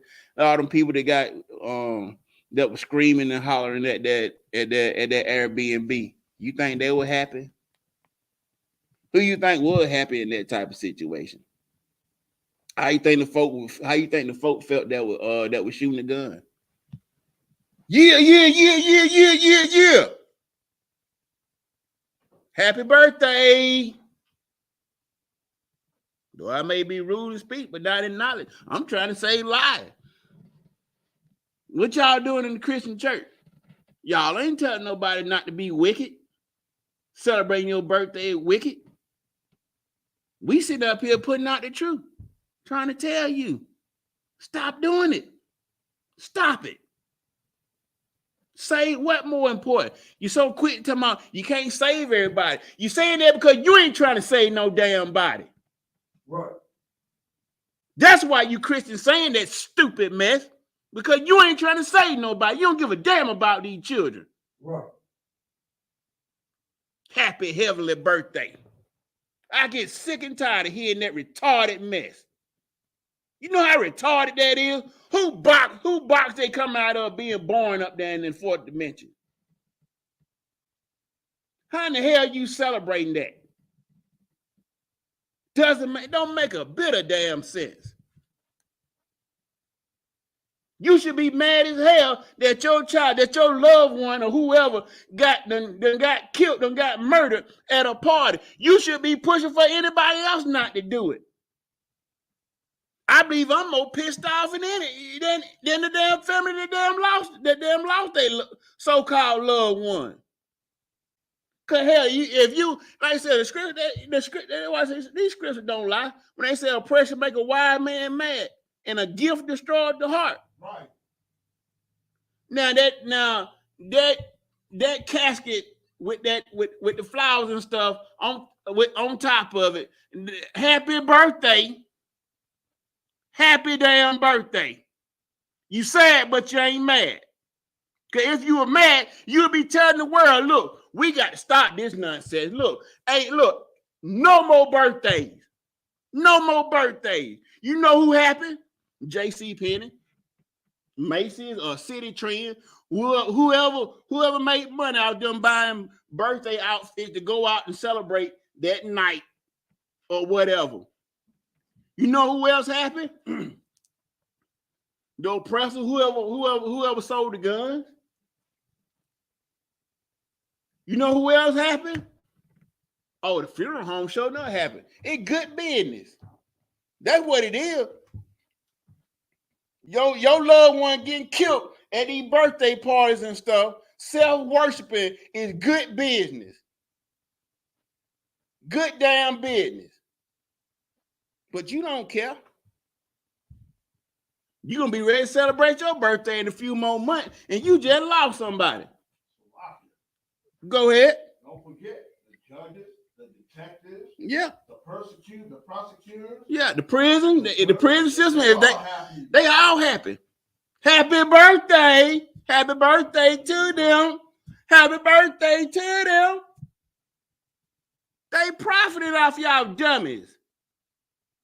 And you don't give a damn. Because like the scripture said, oppression maker, if you were wise, you would be up in here telling your story and telling people not to celebrate. Don't stop it. We got to stop this. That's what repentance means. To stop it. To stop doing it. But you don't care enough. You're going to be ready to celebrate their birthday next year. They ain't even here. Doesn't make sense. You're going to be ready to celebrate your birthday. Celebrate they siblings and stuff birthday. You should feel... Oh, man. Just as you said, they're going to be running on talking about happy heavenly birthday. Happy heavenly birthday. You wouldn't be doing no happy heavenly birthday. You'll be sitting around at the dinner table something with them right now. If you weren't so dumb enough to not hate correction, if you will read this Bible for yourself, since your Christian pastor who you following lying to you so dang much, because he wants you to worship him. He don't give a damn. He up in the church. Slide to the left, slide to the right, crisscross. And he looking through the church. I can't wait to get me some little boys. Bang, bang, bang, bang, bang, bang. He dancing. That's all he thinking about. He don't give a damn. He worried about time, money, sleeping with some little boys. And the women that got men at home that they complaining about. Other than that, he'll be reading these birthday scriptures and stuff to let you know how wrong it is. A fool hating knowledge. Hey, I'm telling you, man. Let me read this story right here about this girl. In Memphis, Tennessee, a woman in Tennessee was taken to the hospital Friday. This right here was back in June of last year. And it says a woman in Tennessee was taken to the hospital Friday night after family members say she was shot in the face leaving her own birthday party. Happy birthday. She got a bullet in her face for a gift. Woo. A hell of a gift. That's a hell of a damn gift. But she had been at the Passover or something like that. She had been celebrating one of the most high feast days. She had never got a bullet in her face. Her family wouldn't be making no report like that. Right. Because y'all don't give a damn. You want to lean to your own understanding. You want to be worshiped so bad. You don't want to worship God. Hey, she got shot in the face. And it said, according to the WMC, the Memphis Police Department said the shooting happened just before 9:30 p.m. Brianna Keys was celebrating her 18th birthday at a family member's house. She and her boyfriend were leaving the party when they were both shot. God almighty. They were both shot. A car came speeding down the street, letting off shots.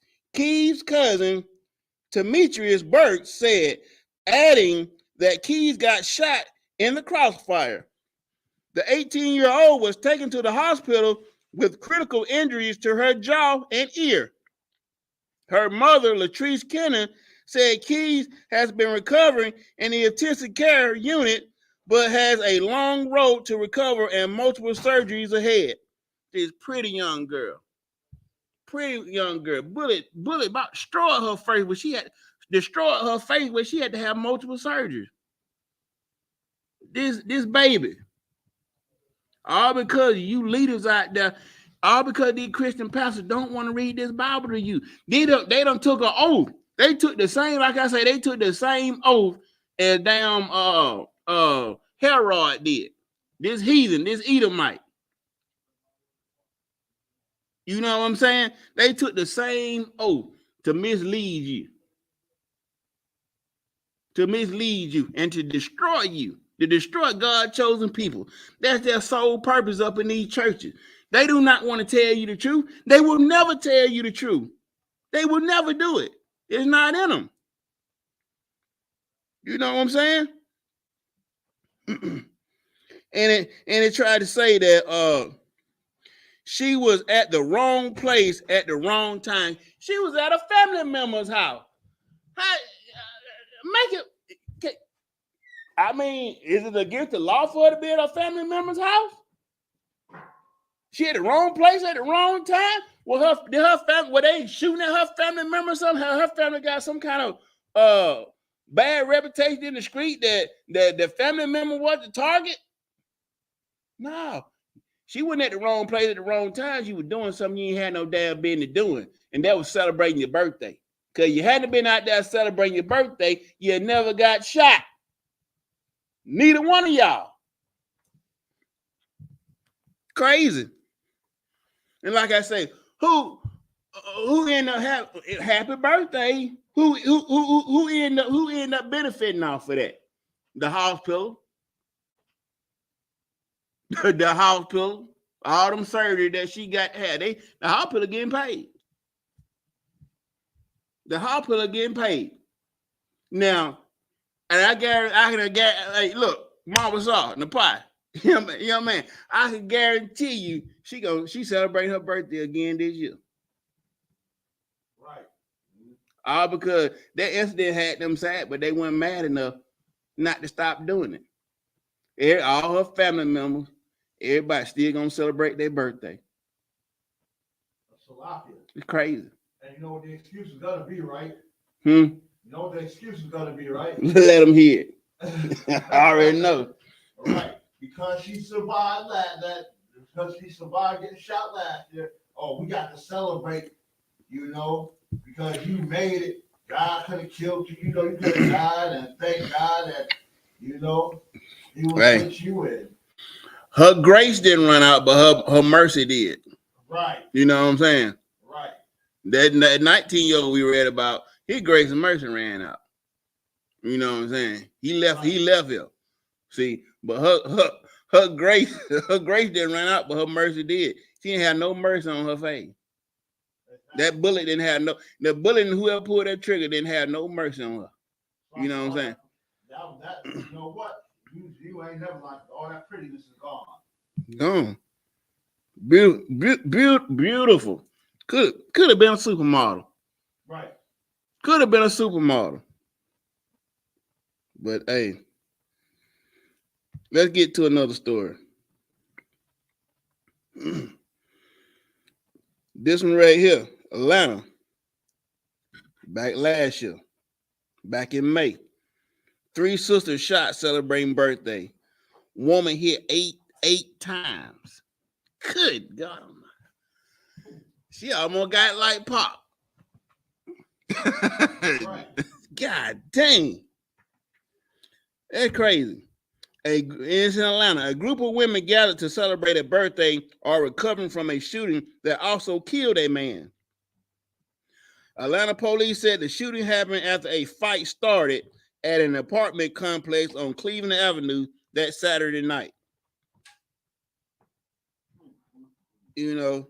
Crazy that them sisters, 3 sisters shot celebrating a birthday party. A woman hit 8 times, survived. But the man got killed. And you think they gonna stop them from celebrating their birthday? Oppression make a wild man mad, and the gift destroyed the heart. And we know in the truth, the heart is the mind. Like I say, we in the truth, we more pissed off than the family members and the victims and stuff here.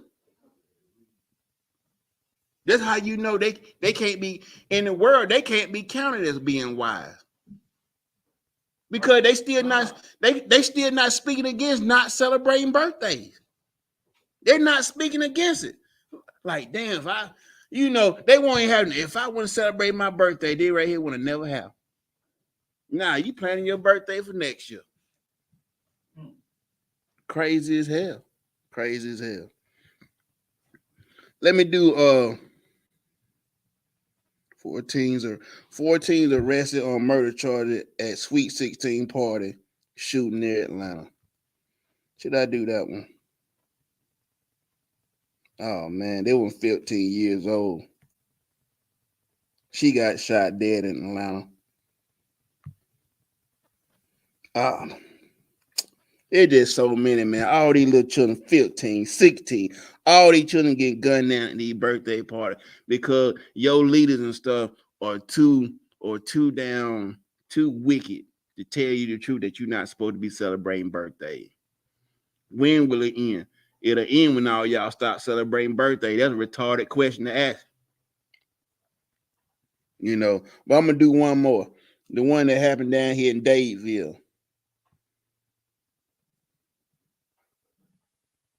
And I'm gonna bring out a few more scriptures.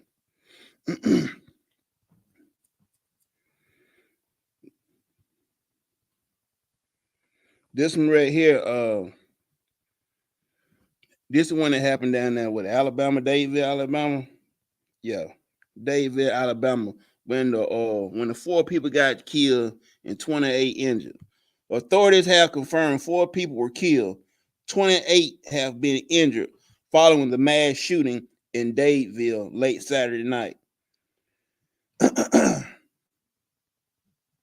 The president has been briefed on the shooting in Dadeville, Alabama, according to a note from his team a few minutes ago. He and the White House are monitoring the situation and have been in contact with law enforcement officers and local officials to offer support, per the president's team. Man, Biden don't give a damn. You think Biden killed all these black folk got shot up at their party?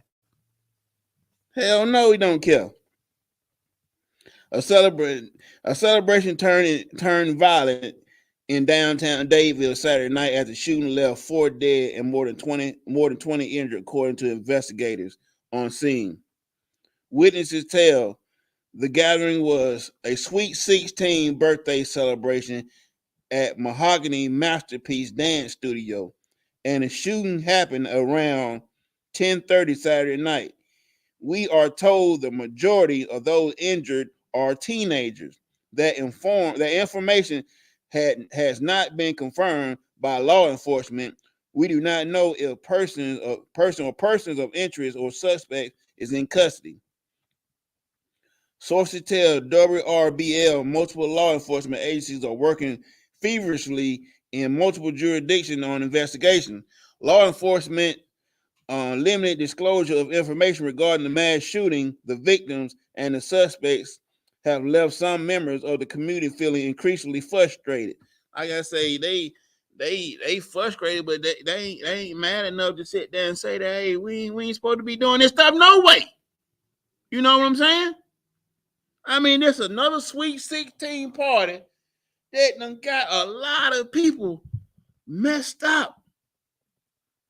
Right. 4 people got killed, with 20-something injured. Happy birthday. Happy birthday to all y'all. Like I say, you don't give a damn. You think what I'm saying rude, but hell, I'm reading from the scriptures. I'm letting you know. What your Christian pastors and your other leaders and stuff ain't gonna let you know that you don't supposed to be doing this. Don't you see what'll happen if you don't do it? Like the scripture said, you get to live. You follow God, you get to live. But if you want to self worship, hey, put yourself out there in the crossfire. And we're reading about people that got caught in the crossfire. You know, when will you learn? Go back to Amos 5 and 14. Let's get back into some scripture. Like I say, all this happened at this Masterpiece Studio, and they playing the music, they playing all their music and stuff. And the Most High already told y'all he ain't gonna hear them melodies and all them songs and stuff at the dance hall and stuff, and all these song music and stuff that y'all playing celebrating these birthdays. He didn't hear them. Most High didn't hear them gunshot neither. He turned a blind eye and told Satan is an employee of the Most High God. When Satan just be at God. Let me at him. And God be holding Satan back like, nah, wait, let's give him some time. You got that scripture, Amos 5 and 14? Okay, but hold on. But he says, God hold him back, give him some time to get right, wake up. We got some men out here that's putting their truth out. And they got an ear, they'll hear it. He who have an ear, let him hear. But when when you don't hear, when God says, say he take your hand out, say, get him. They gone. Satan go running amok. He go do his job. He just an employee. That's all. But when these folk grace and mercy go out, Satan don't care. You think Satan don't have joy in doing his job? Give me an Amos 5:14. This is the book of Amos, chapter 5, verse 14. Seek good and not evil. Okay, seek good and not evil. See, hold on right there. When you seek good, you know what I'm saying? You know, it's a good thing to come to the Lord feast day. You know what I'm saying? When you seek evil, you self-worship and go out there and do your thing. Then incidents like this, incidents and stuff like this happen. Go ahead. That ye may live. That you may live. Some of these live through some of these. The girl got shot in the face, she lived. You know what I'm saying? She lived. Not all of them got to live. A lot of them, majority of them died. That I'm reading about, they died. Because they didn't seek good. They didn't have nobody over them to teach them. They families and community leaders and stuff didn't want to break generational curses by lying, teaching and lies generation from generation to generation. Go ahead. And so the Lord, the God of hosts, shall be with you as ye have spoken. Yeah, so God will be with you. You know what I'm saying? If you're doing right. Well, like I say, you going out here seeking evil stuff, God gonna turn it back. You know what I'm saying? And let Satan do his thing. All right, go ahead. Next word. What was that on? All on 14? Verse 15. Verse 15. Hate the evil. Hate the evil. Hate celebrating your birthday. Hate when anybody else out here doing it. Because guess what? If you hate it enough, guess what? Won't nobody die. Won't nobody get hurt. Right. You know what I'm saying? Hate all these holidays. They ain't yours. They ain't your culture. All these holidays come from your oppressor killing you, murdering you, raping you. You know what I'm saying? And your ancestors and stuff. Why we only want to celebrate our losses? We as a nation, we don't want to celebrate our win. The Most High feast days, all his feast days pertain to us winning. Angels, he sent the angels and stuff to come rescue us, to save us, our victories and stuff. You would think we would want to celebrate our victories, but we pledge our allegiance to America so much, we want to celebrate our oppressor conquering us. That's just like hell. What did Atlanta Hawks make it to the playoff? They did. I'll be damned. They got knocked out early. Yeah, they got knocked out early. So we ain't gonna celebrate them winning the championship. Right. When it looked like the damn Lakers may win it. And the Lakers win the championship, and we gonna celebrate the Hawks losing the championship. But as Israel, that's what we do. We celebrate losing. Especially in Atlanta. There's something, like I say, this stuff you can't make up. Why you don't want to celebrate our victory? We got victories in this Bible. Right. That we supposed to be celebrating. Yeah, man, it's a boy crazy. Speaking of which, the number one is Passover. Yeah, the number one is Passover. Ain't no high holy, ain't no day holier day than Passover. And that's a commandment. Right. You know what I'm saying? But your Christian pastor, they want you to damn worship the Easter bunny. The Easter bunny get all the credit on that day. I guess the Easter bunny died on the cross for all our sin. You know what I'm saying? And he was dropping eggs out while he was up there, nailed up there. You know what I'm saying?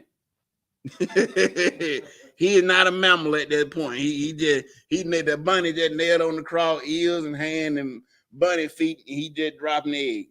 It's crazy. And we fruitcake. They call it I.S.U.P.K fruitcake.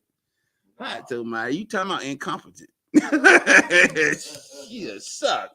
Go ahead. Oh, it's like the other one. I was just gonna also say as well how they had the 9/11 and they always had that slogan, never forget. Yeah. So it's, in our oppression, they always want to say, hey, never forget, yet we want to forget Passover. Yeah, we want to forget Passover. Right. That was a long time ago. Don't worry about that. We forget about all that stuff. The Lord said, remember the days of old. You know what I'm saying? We for to learn from these things. We for to participate in this stuff. We don't for to forget about this. Right. Well, that's your oppressor, Salaki. That's your oppressor, though. Don't forget about 9/11, but forget about Passover. Salakia. So that means we need to forget about Thanksgiving, Well, guess what? They got to forget about that. Yeah, they don't want to forget about that. Because the jar gonna give them that turkey. Right. They gonna give them that honey baked ham coupon. You know, that's the only thing they care. That's on, that handout. That gift destroyed the heart. It puts your mind somewhere where it don't need to be. It destroying you. You know what I'm saying? And your oppressor, he knows what he's doing. He know what he's doing. That's all on 15. Go ahead. Continuing on, Amos chapter 5, verse 15, and love the good and establish judgment in the gate. Yeah, you for the love good and establish judgment in the gate. But Christians can tell you don't judge nobody. Well, you come to one of our feast days and you pass judgment then. You judge in that gate. You do what God tell you to do, and you come and gather yourself and leave these birthdays alone. And we got the memorial or the blowing of the trumpet coming up. You know what I'm saying? Come and judge. Come and see for yourself. See anybody get gunned down in here or any of our schools across the world. You know what I'm saying? Come judge. Come see for yourself. You know what I'm saying? But if you want to, die in the world, that's why I say a Christian, they ain't afraid to die physically, but they afraid to die spiritually. They don't want to kill that spirit. You know what I'm saying? And actually be reborn again in the truth. Hate correction. Just more. Give me the book of John, chapter 16, verse 21. We're getting close here to the end. Go ahead. This is the book of John, chapter 16, verse 21. A woman, when she is in travail, hath sorrow. I'm bringing out this scripture right here to show you what Israel celebrated when it came to birthday. Yeah, I'm gonna show you how the only way that we celebrate birthday. And what he just read was, a woman when she in travail, her sorrow, that when that travail like labor pain, when she giving birth, you have them. If you're a woman, you have them contractions and stuff. You going through them pains and stuff like that. And when they tell you to push, you're going through all kinds of pain. That's not a comfortable moment. It's not a comfortable moment. Or when that husband die, because sex is married, that man that put that baby in you, when he die and he holding your hand and you sitting there crushing his goddamn hand, you know what I'm saying? That's pain. You putting him in some type of travail. But go ahead. Because her hour is come. Her hour is come. Push. We're gonna see about some celebration. Go ahead. But as soon as she is delivered of the child, as soon as she done delivered that child, go ahead. She remembereth no more the anguish. She don't remember no more of that pain and stuff that she was going through. Cause the contractions and stuff is over with. The pushing and stuff is over with. It's done. And you ain't crushing that man's hand if he die. You know what I'm saying? Go ahead. For joy that a man is born into the world. For what? For joy that a man is born into the world. For joy that this baby done came into the world. That joy and that pain being over with is the only celebration that we should be having in the nation of Israel. We shouldn't be out here celebrating, throwing no birthday parties and stuff like that. That's enough celebration right now. Because, we're running short on time, because when you read in the book of Job, chapter 3, verse 1 through 11, Job cursed his birth. He didn't want his day. He didn't want the day he was born to be highlighted. Because he knew that he was born cursed into this world. You know what I'm saying? And the same thing with Jeremiah. We know Jeremiah was big on telling you what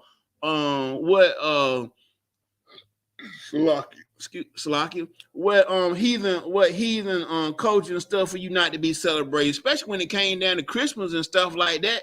about not going in the wood, digging up a tree, putting silver and gold balls and stuff like that on them.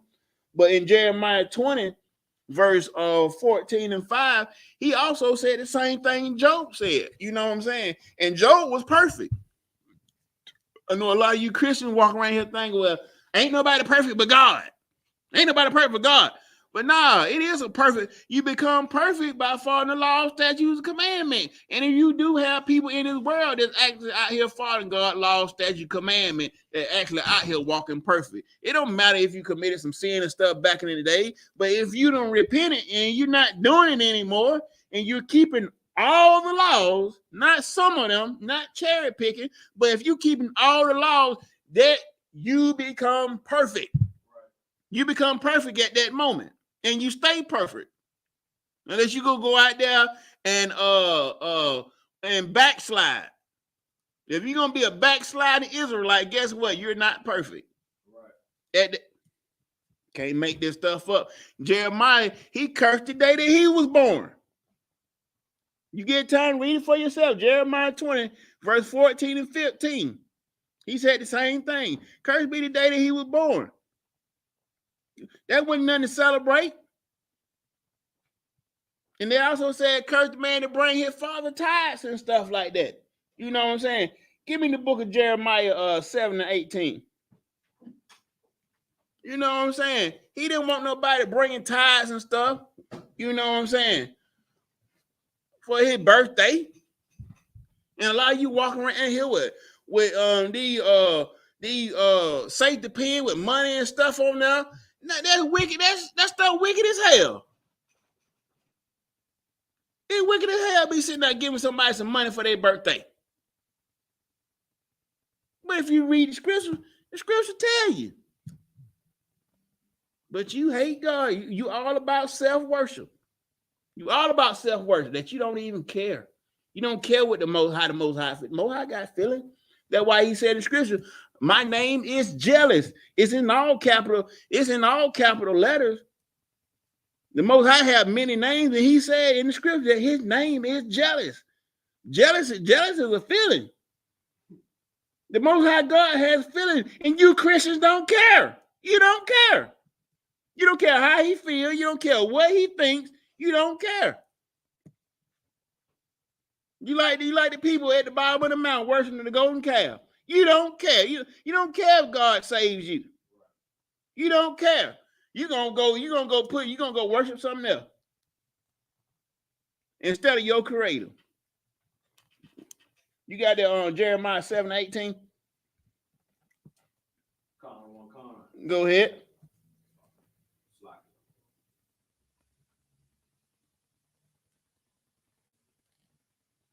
But yeah, you don't care, but you need to care. Come. This is the book of Jeremiah, chapter 7, verse 18. The children gather wood, and the fathers kindle the fire. They finna get the party started. Hey, the children gathering the wood, and the father and the men, they getting the fire right. They getting the fire right. Go ahead. Come. And the women knead their dough. The women getting the dough ready. They prepping. It sound like some prepping to me. Go ahead. Come. To make cakes to the Queen of Heaven. Oh, they doing all this. They finna bake cakes for the Queen of Heaven. The water for Captain Cox's breaking this scripture down. You know what I'm saying? You know, who is the Queen of Heaven? Who is the Queen of Heaven? You mean tell me it's a queen sitting on the left or the right hand side of the Most High God? I ain't never read that in the Bible. That it's a queen up in heaven sitting beside the Most High God. You know, and ain't no queens down here on the earth. I know a lot of you women want to run around here call yourself queens and stuff. And what the scripture is saying that you baking cakes for a deity. You making a deity out yourself when you out here self-worshiping your birthdays and stuff. You know, a lot of y'all want to put the candles and stuff like that on the birthday cakes and stuff like that, you know, because you feel like you a queen. I'm here to tell you, sister, not some of y'all, all of y'all, ain't none of y'all queens. You know what I'm saying? And so many of our sisters, you so destroyed and you in denial. I ain't seen on no Disney fairy tale or no movie that you got queens living off Section 8. You know what I'm saying? Can you imagine calling your queen living in Section 8, living in a 2-bedroom apartment, paying a goddamn oppressor? What queen in real life doing something like that? Right. It doesn't make sense. Your living standards ain't nowhere near what a real queen in reality is. You ain't got no military. You think you can call the police on your man or something like that? You the force is with you, huh? It doesn't make sense. That is not that's your oppressor. That's your oppressor. Slave patrol. That's his military. You don't own that. You ain't in rulership or nothing. You ain't got no castle. You ain't got no kingdom. And all y'all queens. Hell, Disney won't even lie for y'all. I mean, come on. You can't make this stuff up. I'd be damned if I'm going to call a black woman a queen. Hell no. I can't do it. I can't do it. You far from it. A princess is all you get out of me. That's it. You a princess. You a princess. That's all you get. You know you no queen. No queen. I couldn't even give so-called Queen Elizabeth that damn credit. And she was on more currency than any king or before her. Right. And hell, she had a castle and she had a military, but I still won't give her that liberty. You know what I'm saying? Look like some, the damn how in the when a dog take a dump out in the yard in the summertime and sit out there for about 4-5 days, they turn that white. Yeah, they the dung of the earth. You know what I'm saying? They that pale turd that sits out there in that yard that turn color in that hot summer sun. I be I'd be damned if I'm gonna give them that credit. We the royal bloodline. Right. You know what I'm saying? And there ain't gonna be no other king to cry come back. So Charles or whatever his name is, he don't get that credit. I'm not calling him that. You know what I'm saying? He Charles. You know what I'm saying? He lucky I call him by his name, but you know what I'm saying? I don't want this clan to get clipped. YouTube or Facebook. You know what I'm saying? I told y'all gonna keep it clean. But yeah, ain't nobody baking no cake for no queen in heaven, because it ain't now. It ain't none in heaven, and ain't none down here on earth. We in hell right now. This is our oppressor's heaven, but our hell. You know what I'm saying? Our heaven ain't gonna get here till Christ returns. And that sky ain't cracked open yet. Right. You know what I'm saying? So no, I'm not giving you that. You know what I'm saying? Bad enough y'all lying on these days about having these birthdays, thinking it's something good. You think I'm gonna call you a queen? Hell no. Any more on that? Con. And to pour out drink offerings unto other gods. Yeah, pouring out drink offerings. Your homegirl, it's her birthday. Happy birthday, homegirl. You pouring out wine and your Casamigos and sexes on the beach and stuff like that. Damn them drinks. You know what I'm saying? Falling out in the club, shit. My bad. You falling out in the club on the floor, drunk, doo-dooing on yourself and stuff. No. Mo High said he laughing at your calamity. You know what I'm saying? You out here destroying yourself, acting crazy, making yourself deities and stuff like that. Go ahead. I'm drinking on me. Thank you, Queen. Okay, I got you, Queen. Like, really, seriously, the black woman is God. I mean, they just messing the Mo High order up, man. They completely messing the Mo High order up. Give me we about to end. Give me Proverbs 1:7. We about to get ready to close this. I ain't gonna hold y'all too long. We'll run a little bit over the time. But yeah, y'all need to break. We already tell, but your mindset right now, just because you got the Most High order messed up so bad, you need to bring yourself down, way down, because y'all no queen and we're no kings. You know what I'm saying? Christ said, you know, ain't gonna be no more. When Nebuchadnezzar the last king. Ain't that when ain't that what the scriptures say? When Nebuchadnezzar gonna be the last king until Christ return? You know, correct me if I'm wrong. Like I said, it's gonna be y'all job to prove me, y'all Christian, it's gonna be y'all job to prove me wrong. You know, I said find a lie that I done told. That's what I want y'all to do. Right. We call ourselves the home of the truth. Right. Not saying I can't be wrong, but I said, those scriptures, like scripture said, though I may be rude in speech, but not in knowledge.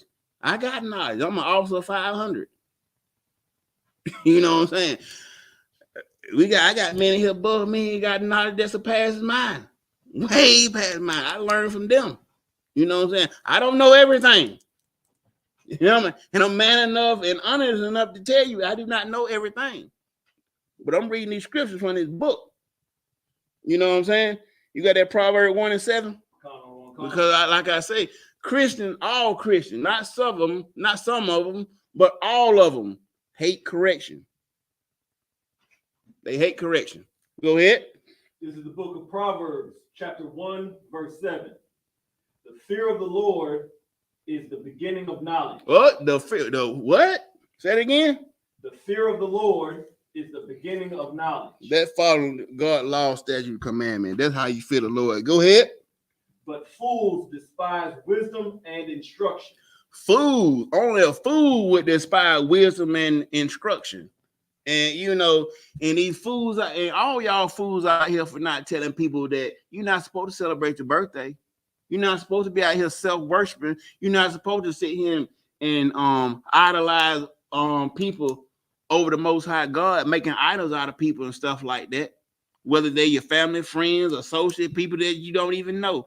You know, if you're not gonna sit there and tell them wrong or get mad, just like that woman that had John the Baptist's head cut off, just because a brother tried to correct her, just because a man tried to correct her, or you gonna be like that thought pocket that's out there and lied on Joseph, said that he tried to lie with her when he was just trying to get the hell away from her.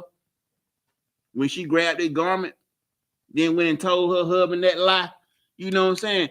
Y'all don't want to take accountability, and you hate correction. And that's a fool. Hey, that's what the scriptures say. That's what the scriptures say. But the fear of the Lord is the beginning of wisdom. Until you start following God's law, statutes, commandment, you're not gonna be able to absorb any wisdom. More or less, go out here and act on any. You know what I'm saying? Like I say, y'all, that go for everybody. Your actions speak louder than words. You know, the work that you put in out here in this earth, like the scripture say, you know, they keeping records. They keeping records up in heaven on everything that all they do down here. You know what I'm saying? Can't hide nothing from God. Is that it on that? Come. Give me Proverbs 9 and 10. We're gonna get ready to close this thing. And just to kind of repeat myself. Proverbs 9 and 10. Come. Go ahead. This is the book of Proverbs, chapter 9, verse 10. Just so you can hear it again. The fear of the Lord. The what? The fear of the Lord. The fear of the Lord is the beginning of wisdom. It's the beginning of wisdom. I had to give it to you one more again. Following the laws, statutes, commandments. You know what I'm saying? It's the beginning of wisdom. Go ahead. And the knowledge of the holy is understanding. And the knowledge of the holy, which is the knowledge of the separate. What did God make separate? He made the children of Israel holy and separate. He made you to be a holy people, a separate nation. Separate from all these other nations out here in the earth. You got the 12 tribes of Israel, and that's it. Nothing else matters, because every other nation that came from Abraham, what was it, Abraham? No, every other nation came from Adam or Abraham. God. No, it was Is it like spittle? Oh, we talk about Just know, just Salaki, just know every other nation on this earth outside the 12 tribes of Israel is like spittle. It's like spittle. Give me that precept because I don't want to get it wrong. But yeah, give me that Proverbs 9 and 10 again. Book of Proverbs, chapter 9, verse 10. The fear of the Lord is the beginning of wisdom, and the knowledge of the holy is understanding. Yeah, the knowledge of the Holy One, the Most High God. No other God sits beside him. No other God, no queen of heaven, none of these Nimrod, Amun Ra, the God Atum, Buddha, the thousands and thousands of other gods out here, don't none of them sit or compare to the Most High God. They're all made up. Right. That's why he's holy, because he's separate from that. And that's why we tell everybody in the I.S.U.P.K, we are not affiliated with no other group, no other black movement, Hebrew Israelite, fake Hebrew Israelites out here, no Christian, the Christian organization. We're not affiliated with nobody else. Nobody else, because we're separate. We're holy. We're holy up in here. And that holy understanding comes from our Most High God, the nigga God. The nigga God. And we are made in his image. You got that scripture? So there's a second Ezra chapter 5, verse 56. Ezra 5 and 56. Oh, slow.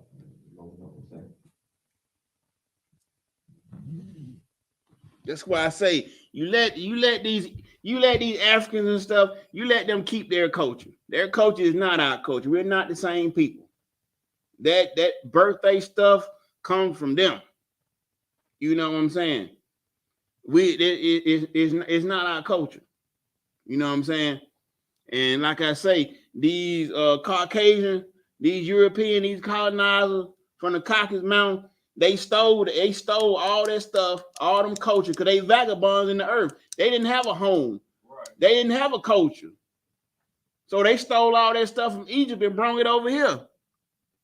And they applied it to you when they conquered you. So it's not ours. Okay. Give it to me. Come on, this is out of apocryphal. The book of Second Ezra, chapter 6, verse 54. Go ahead. And after these, Adam also, who thou madest Lord of all thy creatures. He said after Adam. He said after Adam, he made all these that came after Adam. Go ahead. Of him come we all, and the people who also thou hast chosen. He talking about even all of the ones that came after Adam and Eve. You know what I'm saying? But he talking about even the one, he talking about the chosen one. Is one chosen. Everybody wasn't chosen. Only one nation of people were chosen. Go ahead. Verse 55. All this I have spoken before thee, O Lord. He's spoken before thee. That is the house of Israel. Nobody else. Not the house of Moab. Not the house of Ammon. Not the house of Ishmael. None of the other houses. Go ahead. Because thou madest the world for our sake. He made the world for our sake. The Israelites. Nobody else. Nobody else. He chose us, the chosen one. That's who he made. That's who he did this for. Go ahead. Verse 56. As for the other people. Go ahead. Which also come from Adam. As for the other people that also come from Adam. Thou hadst said, they are nothing. They are nothing. They are nothing. They mean nothing. They are nothing. Nothing else. Don't add nothing to it. Don't take nothing else from it. You can't take nothing else from it because they ain't nothing. Except his chosen one. Go ahead. But be like unto spittle. They are unto spittle. That stuff you hawk up and spit out. That's what these other nations are to the Most High God. They are nothing but that spit, a loogie, or whatever you want to call it. That phlegm and stuff that you want to get rid of and not swallow. That. Go ahead. And has lightened the abundance of them onto a drop that follows from a bucket. They are like one little drop, one tiny drop that falls into a bucket. If that one drop was to miss that bucket, fall out that bucket, would you care? Should you care? No, because it's nothing. It's nothing. And with that, do we have any more questions or comments? All right. With that, we're going to close the class out. We're going to pass the class over to Officer of 50, newly raised, Mawasa.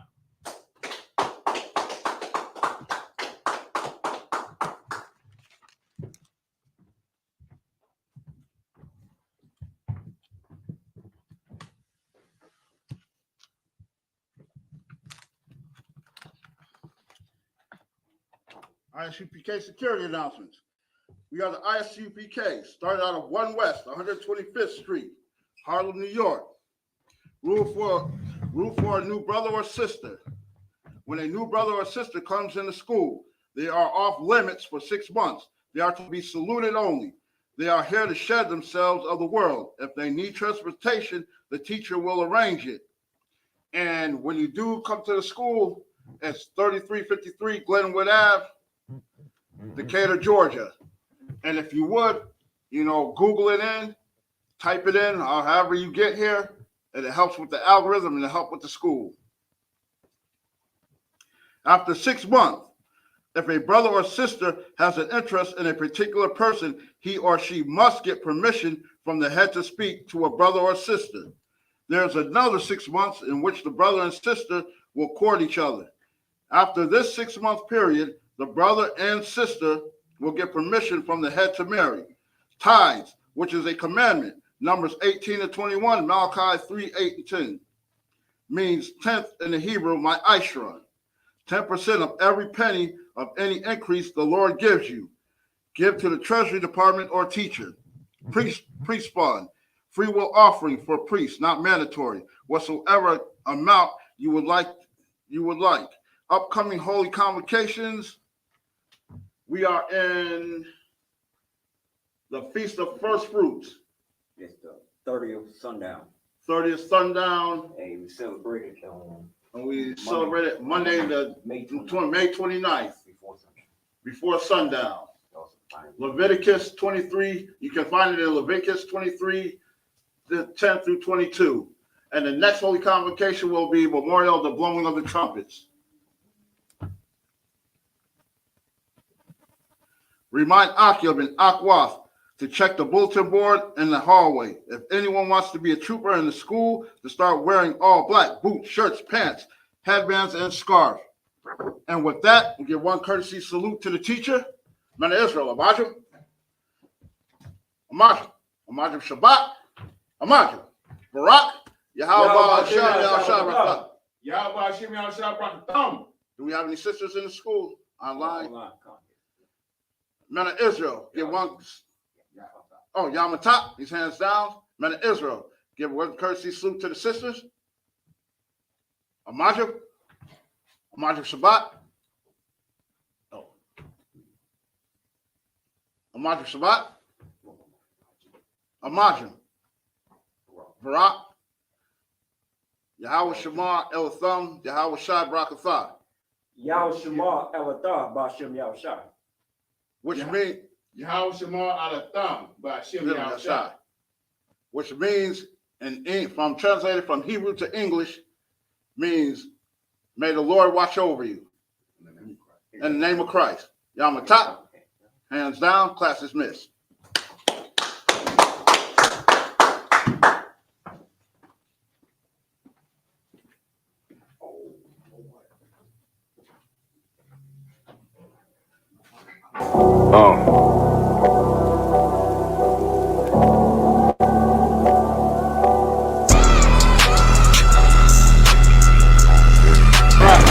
For so long you've been sighing and crying, begging for justice, and here the Lord is bringing you justice right here to your streets. City eyes.